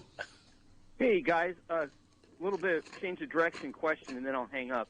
You guys know with the IRL money, when these kids are signing the contracts, can they put something in the contract that it's contingent upon them staying at the school that they selected for X number of years? Have we asked Brad the local person that ponied up the money, that they just can't get benefit of their name and then have them leave? Anyway, that's my question. That's a great question. It is a great question, but I do think though when they leave, the money stops. Oh well, definitely. I think it just kind of takes care of itself. That's my guess is all that money that Caden Proctor has coming in from Alabama, it's no longer coming in. No. So I think that's does that answer his question? I think so. And next time we have Brad on, have we asked him about? I think we have. I think we I have. think he basically just said when somebody leaves, all bets are off. All bets are off. There's no commitment. There's no obligation on either side. So that's how I would interpret that. Yeah. But no, that is a fair question. And I don't know how much of a factor NIL is with Caden. Is he more homesick or does he want money? I mean, obviously he wants money. I get that. But is that a major – because remember, he said that supposedly – didn't he say that he had bigger offers NIL-wise than Alabama? Yeah. Oregon, I think, was the – So he was saying that NIL wasn't his driving force. So, it's hard to say. Hello. Hey, guys, it's me again. Sorry, I'm trying to move snow outside, so not trying to stay on the phone too long. What I was curious about, maybe I don't understand IRL all the way, but let's say I'll make up a scenario. Let's say that Kate Martin got a deal from Casey's, which is somewhat of a local Iowa. Does that have to go through IRL, or is that directly? Would that be directly with, say, that company, and that they would be able to put something like that in there? That's kind of what I was going it's NIL. It's done. I'm not entirely sure how they structure the. No matter what agreement these students have at Iowa, it has to go through the swarm. No, none of Caitlin. No, Caitlin doesn't. No, Caitlin Clark. None of her stuff goes through the swarm. So that's what I'm saying. Is like you can be your own brand.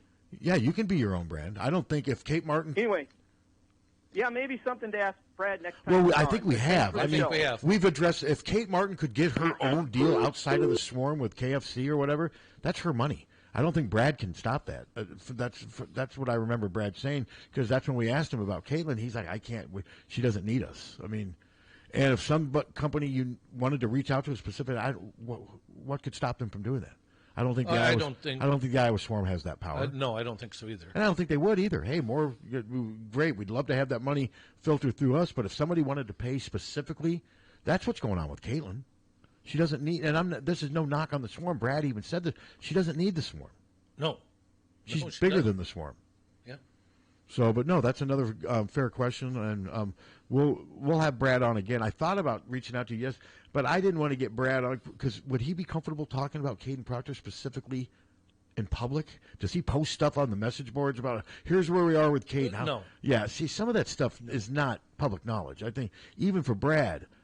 I think there's some stuff that he would prefer not to talk about publicly. Absolutely. Right? So yeah, I didn't want to put you in I just didn't think it would be right to. So what are you guys doing with Proctor? You know, that stuff needs to play itself out. I don't believe he would tell me. Yeah, and nor should he probably. It wouldn't be fair to the kid. It's not fair to everyone involved. I mean, when I've been told that steps are being taken for him to come here, that's part of it. The NIL stuff is part of the steps being taken. So I mean, we'll just have to wait and see what happens. Well, it's interesting, and but to say to predict that he's coming to Iowa, that's hardly going out on a limb. Well, yeah, well, that's true. That's a pretty safe prediction right now. And if you're wrong, you'll say, well, someone paid him a ton of money. That's always the fall. That's now the That's fallback. the fallback excuse for when I had no idea that they were going to pay him that much money. My sources did. That's what I see. A lot of people will say that when they're wrong. But, I guess it's a good excuse. And sometimes it's true. Yeah, and sometimes that does happen. Yeah. It'll be interesting to see if Proctor is receiving some huge offers. I mean, what if Nebraska wants to give him $1 million to come there and be real close? Like I said, I was told that he has a girlfriend at Creighton. Mm-hmm. I mean, that's stuff you don't know. That's possible. You don't know. I mean, doesn't Nebraska, their NIL is pretty good, isn't it? They have a lot of cash. I don't know if their NIL program per se is. Don't they kind of distribute it out too the way Iowa does? I don't think so. Because I thought I read where everyone got $50,000 if they were on scholarship. I could be wrong. I thought I read where everyone got if you're on scholarship or. Well, no, it's possible. I could be getting it mixed up with another school. It's hard to know, but I know Nebraska does have a lot of NIL money coming in because I've read about it. Yeah. How they distribute it, I don't know for sure. I think they're more likely to be a pay-for-play than. I did see that the Washington starting left tackle is now in the portal and visiting Alabama. Ah, interesting. So you're going to watch the a lot of that Washington roster will watch it sure. transfer. That's what's just so bizarre about what's going on right now. No, it is. It's very strange. And to me, I mean, as far as basketball goes, the teams just always look so different now that I don't know. Could you imagine if they had a transfer portal in like rock and roll? Like Jimmy Page goes to the Rolling Stones and Keith Richards goes to Led. Wouldn't that have been interesting if they would have had a transfer portal in the rock and roll days back in the 60s and 70s? Steve Perry to replace Mick Jagger. Or Steve Perry joins Motorhead. I know our music's a lot different, but I could not turn down the NIL money with Motorhead, man. They really want me. Jagger to front the Kinks. Yeah. How would that have gone over? Mick Jagger doing Kinks songs. I could see him doing I Lola. could see it. Yeah, I could see that. Could you see Keith? I believe Keith Moon transferred to the Pearly Gates. Yes, he did. I believe you're right. Very sad. Could you very see harsh, Tommy. Could you see Keith Richards playing with Led Zeppelin? No. Could you see Jimmy Page playing with the Stones? I could see Clapton playing with the Stones. Yeah. Oh, guitar players. I can see. I could see Jimmy Page playing with a lot of people. Yeah. We have a phone call. Hello. Hey, I came up with one more question for you. Okay. Listening to what you're talking about. So when it comes to the NIL money, are they allowed to use that in replace of like a scholarship? If there wasn't a scholarship available for Proctor coming in. Oh, yeah. Yes. Yeah, you can do that. Yeah. Yeah. So he doesn't have to be on scholarship then. He could play, finance his own. Well, yeah, but I tuition. think he's going to be on scholarship. I think he'll be on scholarship. Yeah. But no, you can. Yeah, you. Yes. You could come up with, but usually the players that would merit that type of money are going to be on scholarship anyway. Yes, I agree with that. Yeah. So, there's not. I don't believe there's anything stopping that from happening. I gotcha. Hey, one more thing. Yesterday, Mr. Suter brought up this poll that was out there. It was like the top 18 way too early preseason poll for the Big Ten. Oh, yes. Yeah. Did you happen to take a look at that, Pat?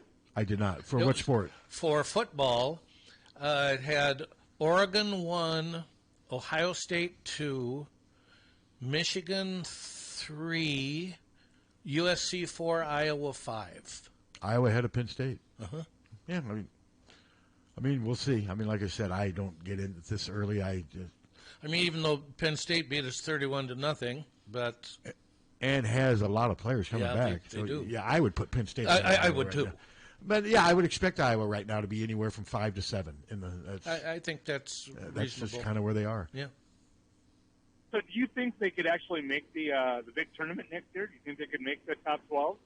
Well, I think they have a chance. I mean, how high were they ranked this year? What was their highest? I don't think we got above like 17. But or think about something with like a horrible offense, they were almost knocking on the door. Yeah. So yeah, it could happen. That would be the ceiling. More times than not, it's not going to happen. More times than not, Kirk's teams don't finish in the top 12. They've done it a few times, but yeah, no, this is going to make it at least, to me, a reachable goal. Whereas top 4, you hardly ever expected that. Yeah, no, this actually would. I mean, even with the teams coming into the Big Ten, it's still easier to get into a 12-person playoff. It just is. Yep. Well, let's hope they do, and that would be a lot of fun the first year it's available to be representing the Big Ten like that. It would be a great deal for the Hawks. So, anyway, thanks again for taking my call, guys. I love the show. Thank you. So, did you mention? Thank you. Did you mention Washington? They weren't in the top half dozen. I know they're losing a ton, but I mean, it's hard to predict a Washington. Their roster is so fluid right now. I think they were like 8th or 9th. I mean, these rosters are so fluid right now. I should have kept that. That's the problem with doing these early rankings with the portal now. They're just.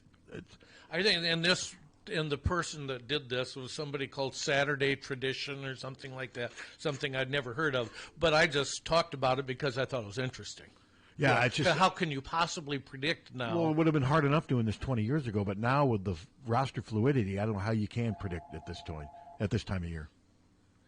Having Iowa at 5 without knowing what the offense is going to look like, although the assumption maybe is, they were pretty good without an offense last year. Yeah, and they know the defense is pretty much almost intact. Now they are going to miss Logan Lee. They're going to miss Cooper DeJean.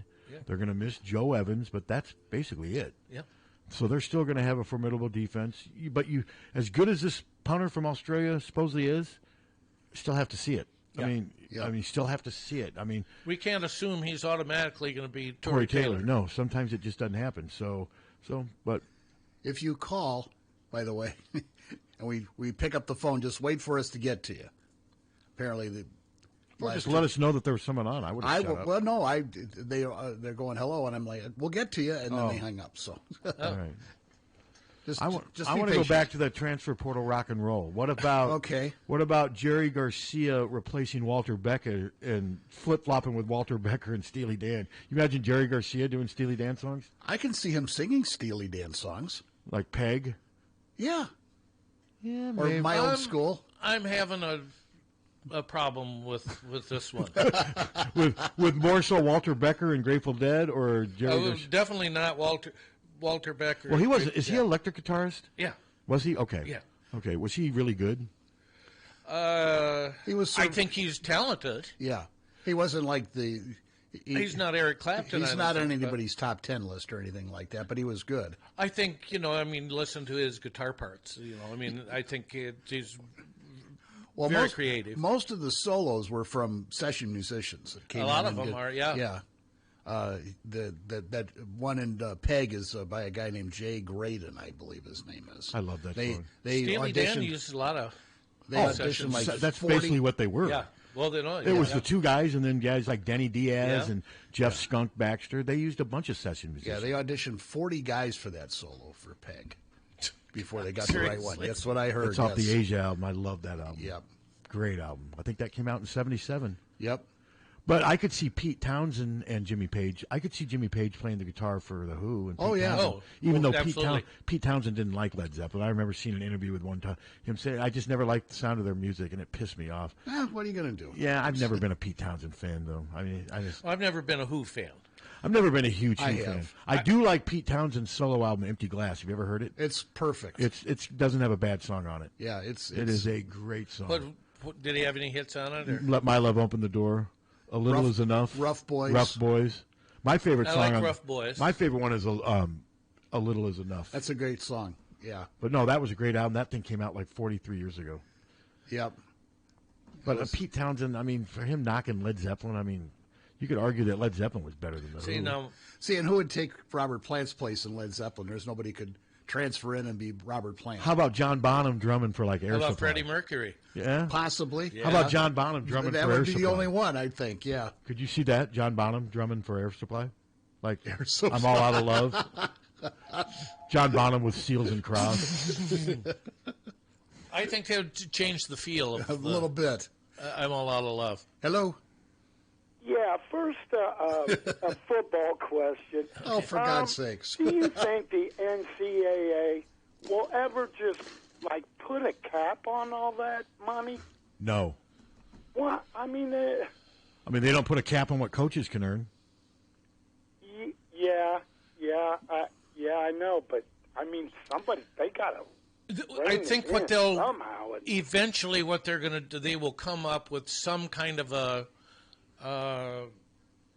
not a governing body, but somebody has got to put some sort of guidelines on it. Okay, I get what you're saying. I get what you're saying, though. But why should there be guidelines and limitations for what a student athlete can earn, but then head coaches can? It's to have some kind of even field. But it's not that way with head coaches. We can't afford everything. But why should it be different for student athletes than head coaches? I don't get that.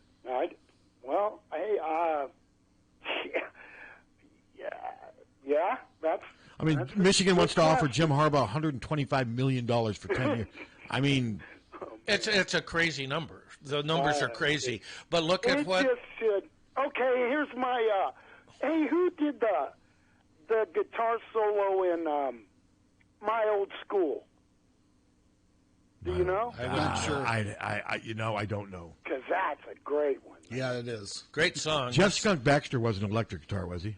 I think so, yeah. Maybe it was him. Okay. What was Denny Diaz? Great show, guys. Thanks. Have a good weekend. You too. Appreciate it. Take care. Was Denny Diaz? What was Denny Diaz? I thought Skunk was a bass player. That's what I thought. I thought Skunk was. Could be. But I know it was in. Jeff Skunk Baxter, Denny Diaz, and who's the guy whose last name was Holden? He actually sang "Dirty Work," I think. I'm thinking of their debut album. That's another perfect album. That album is incredible. 1972. Yep. First two songs you hear from Steely Dan are "Do It Again" and "Dirty Work." Think about that. Yeah. First two songs. No, on that album. Skunk's a guitar player. So is he electric guitar? Or? Yes. Well, because he could I be imagine rhythm. acoustic as well. Could be rhythm too, right? Isn't there rhythm? Sure. I mean, just type up who played electric guitar on Steely Dan's debut album. See what it says. Now we're drifting from the Hawks, but hey, it's Friday. And we've already mentioned we've got the men playing Purdue tomorrow at 1. You got the women's duels Sunday at 2, right, Tom? For the women? Women. 11. No, the women's wrestlers basketball are 2. That's what I meant. The duels are at 2, yeah. and the basketball's at 11. So, yeah, there's 3 big events coming up this weekend. Yes. And the women play, who do the women play? Ohio State. Ohio State. That's going to be a tough one. It's going to be a tough one. That's 11 o'clock Sunday. Yes, and Susan will. Okay, I typed who played guitar on Steely Dan's first album, and it pops up that Walter Becker played guitars, bass, and backing vocals. Yeah, I don't think they were quite the studio musician. Well, I know Skunk Baxter and Denny Diaz were part because they're on the album sleeve. They're part of the photo. Yeah. So they were part of the studio band because that's what Steely Dan was in the 70s and 80s. They were a studio band. They didn't hardly play. They toured up through like Pretzel Logic, and then they just dropped off the face of the earth right. and started doing it again in the late 90s. Yeah. Jeff Skunk Baxter was the lead guitarist on My Old School. Okay. Okay. All right. Well, you answered that question. Another good song. That's my favorite of theirs. Oh God, I don't think I could pick a favorite. I love "Do It Again." Yeah. I mean, that's the first thing that was on the radio. I remember that. I love King of the World, Haitian Divorce. I mean, there's just so many. I could go on and on and on. I couldn't pick one. Same thing like I couldn't pick. Fair enough. Couldn't pick a favorite Led Zeppelin song. Could you pick a favorite Beatles song? No. I couldn't either. I could pick my like "Help" would probably be in my top 10. Help's I great song. love Norwegian Wood. Yeah. But no. But I could not. It depends on my mood. The Beatles. I was too wrapped up in the Beatles, so that's how I am with possibly. Pink Floyd and Led Zeppelin. I couldn't pick a favorite Doors song. I mean, "Light My Fire" and "L.A. Woman" and "Riders on the Storm" would definitely be under consideration. Well, I would say "Light My Fire" and "L.A. Woman" would be my two favorites. I love both those. I love "Love Her Madly," "Alabama Whiskey." I mean, there's just too many to even consider. Elliot Randall was the guitar player on Steely Dan's first album. He did that opening riff for "Reeling Which in I Years." love. Yeah. Yep. Yeah, and "Reeling in the Years." That's another song that's on the debut album. Yep. To think that they had "Dirty Work," "Do It Again," "Reeling in the Years" on their that's pretty good. Yep. That's a pretty good start. Not bad. And to think it was 52 years ago. Yeah. Is that kind of depressing? Very. Well, somebody pointed out to me that this call is going to pick us up. This fall, it'll be 50 years that I started my freshman year of high school. 50 years ago. Well, and the Beatles broke up 54 years ago. 54 years ago. Yeah. Yep. Hello. Hey, how you doing, guys? Good. Okay. You can also YouTube a guy named Tim Pierce, who was a studio guitar guy for Columbia Records, and then also a girl named Carol Kay. Oh, which yeah. did a lot Great of session bass player. Oh, she was in what was the name of the what they call their conglomerate of studio musicians? Carol played on all the California huge musicians. Hits. Yeah. Came up with the bass line on "These Boots Are Made for Walking." Yep. Yeah, and a lot of stuff for like Sonny and Cher back in the days. Yep. And I love the 6-string bass that she was playing. Yeah, she is Wrecking Crew. Wrecking Crew, thank you. Yeah, she was a monster. Or is a monster. Yeah. And David Palmer, lead singer on "Dirty Work." Yeah, that David Palmer. That's right. I don't know why I said Holden. I was going to say Robert Palmer, and I'm like, they can't be Robert Palmer. No, it wasn't Robert.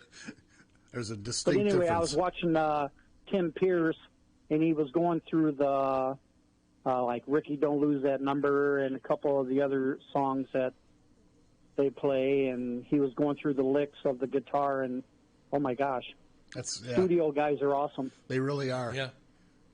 Well, yeah. Okay, guys. Yeah, thanks. Thanks. Yep. And Glenn Campbell was he was part of that for years and years. Yep. And just a monster freaking guitar player. Yeah, played a lot of the Beach Boys stuff. Yeah. Yeah. So he was in the Champs. Yeah, that's right. Yep. And then the Motown had their own their own wrecking crew. They did. Up in Detroit, and that story is really cool too. Playing with the Four Tops and the Temptations, and that little basement studio that they had. Yeah. Hello. Okay, the Funk Brothers or the Wrecking Crew? Yeah, it's two totally different but equals as far as I'm concerned. I haven't heard either one. What's the first one? The Funk Brothers. Oh, Funk Brothers. They were the Motown guys, right? They were the Motown Studios guys. Yeah. Yeah. Boy, there's some great stuff in both of them. Well, yeah, there's Thanks, guys. Yep, thank you. Two different styles. Different styles of music. What was the other band? The Wrecking Crew. They were like the studio musicians in Los Angeles. Oh, I've never And they heard of were them. on There's hundreds of hit songs. I've never heard of them. You Google Wrecking Crew. There's a great documentary. I remember the Cutting There Crew. is. I remember the Cutting Crew, but not the Wrecking I Crew. mean, we just played that this put morning. in Wrecking Crew. So they were a band? Hits. They're studio musicians. That was just their Group of nickname, studio just like the musicians. Funk Brothers were Okay. a nickname. Hello.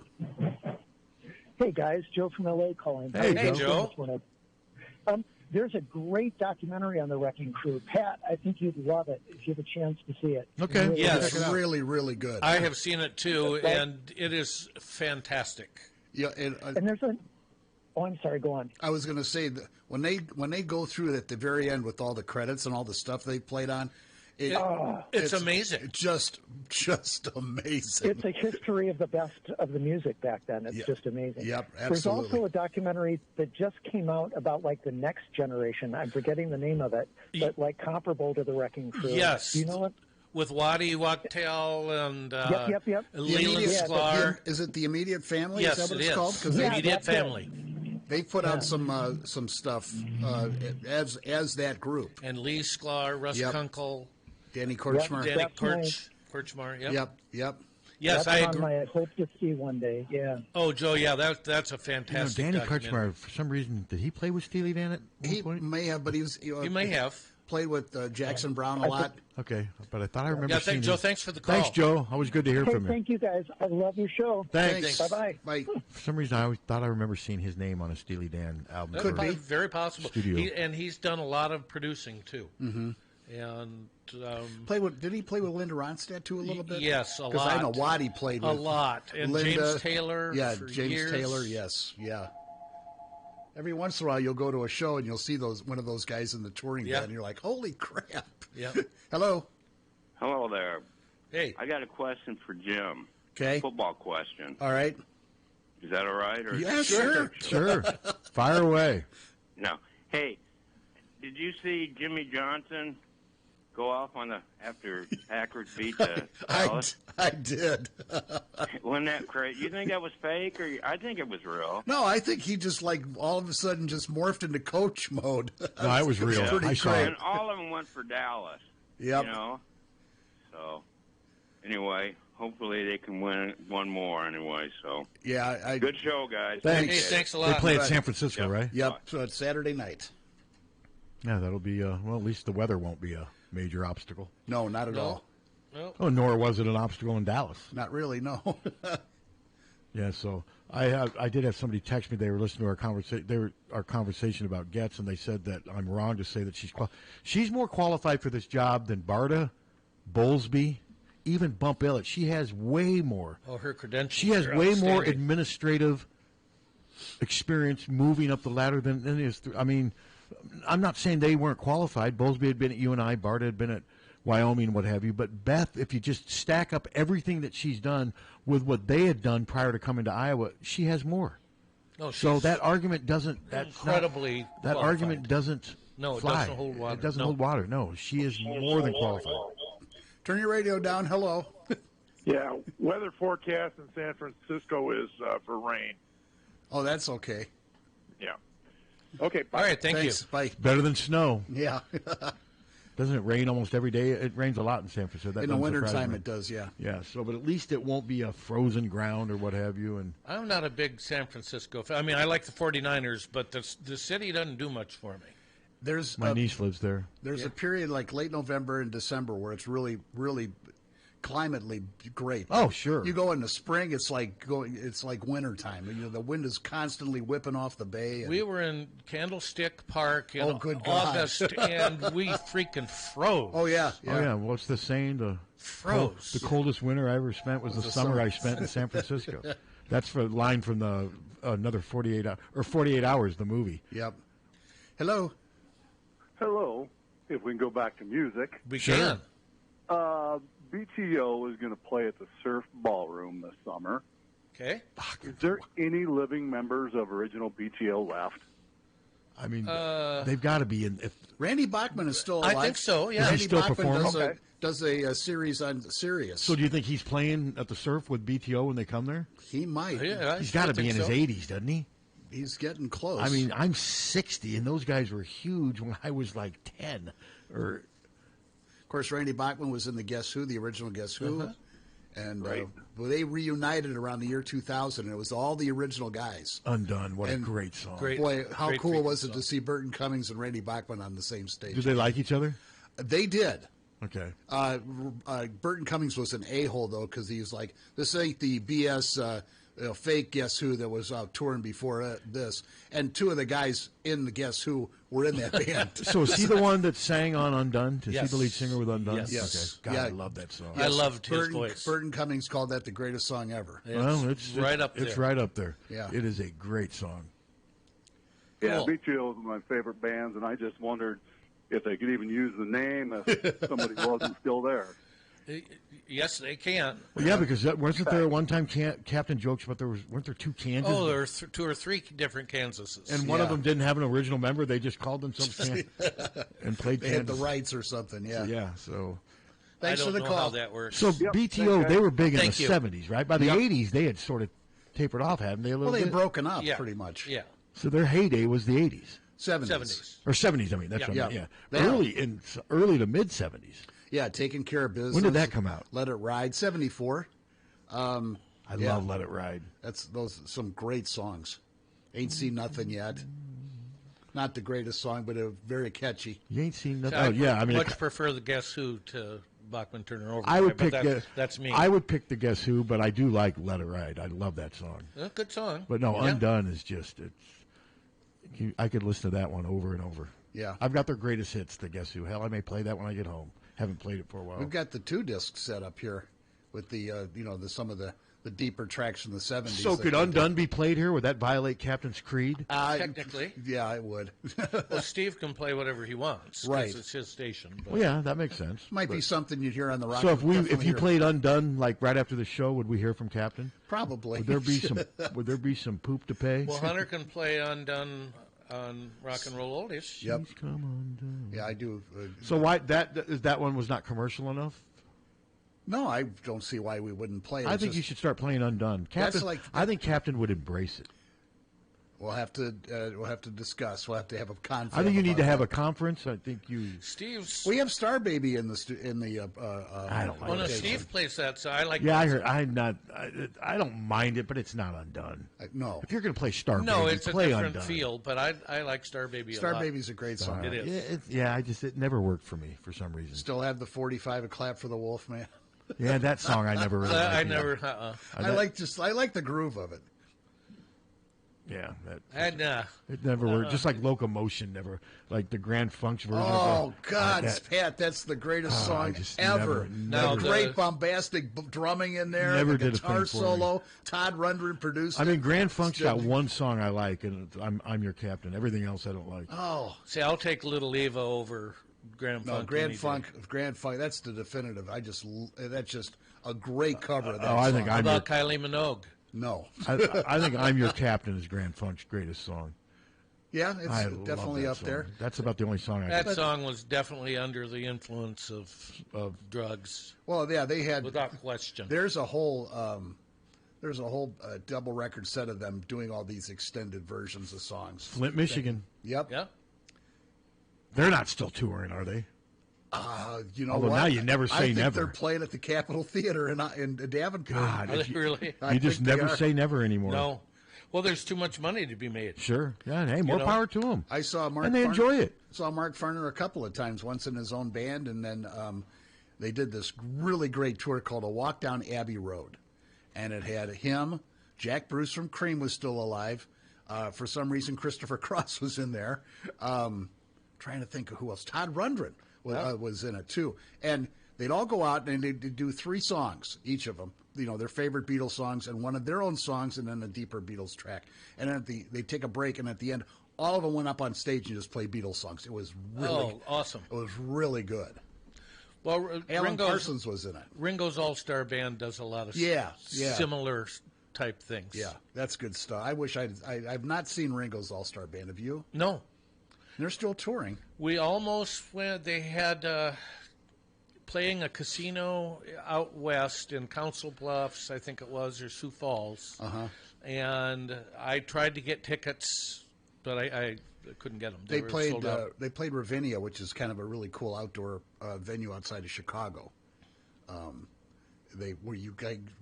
People are notorious. They bring their own dinners like wine and you know they put lay out in the grass and watch, and it's a neat little venue. Bonnie Raitt's played there. They've had some really great everything from orchestras to stuff like that, or Buddy Guy's even played there. So it's a pretty cool place. I just saw this tweet. Alabama has lost 4 5-star recruits and 7 4-star recruits in the portal. And they'll probably get similar starred athletes transferring in.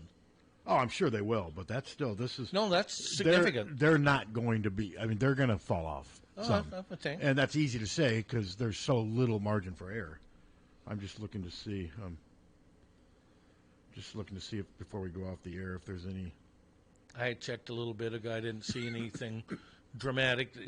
Nothing about the OC or Caden Proctor that I could find. No, I'm not seeing anything of any substance right now. Just a lot of people making their predictions and saying, "Hey, look what I have." A lot of ifs. If Proctor commits, there's a lot of that going on. Okay. Yeah.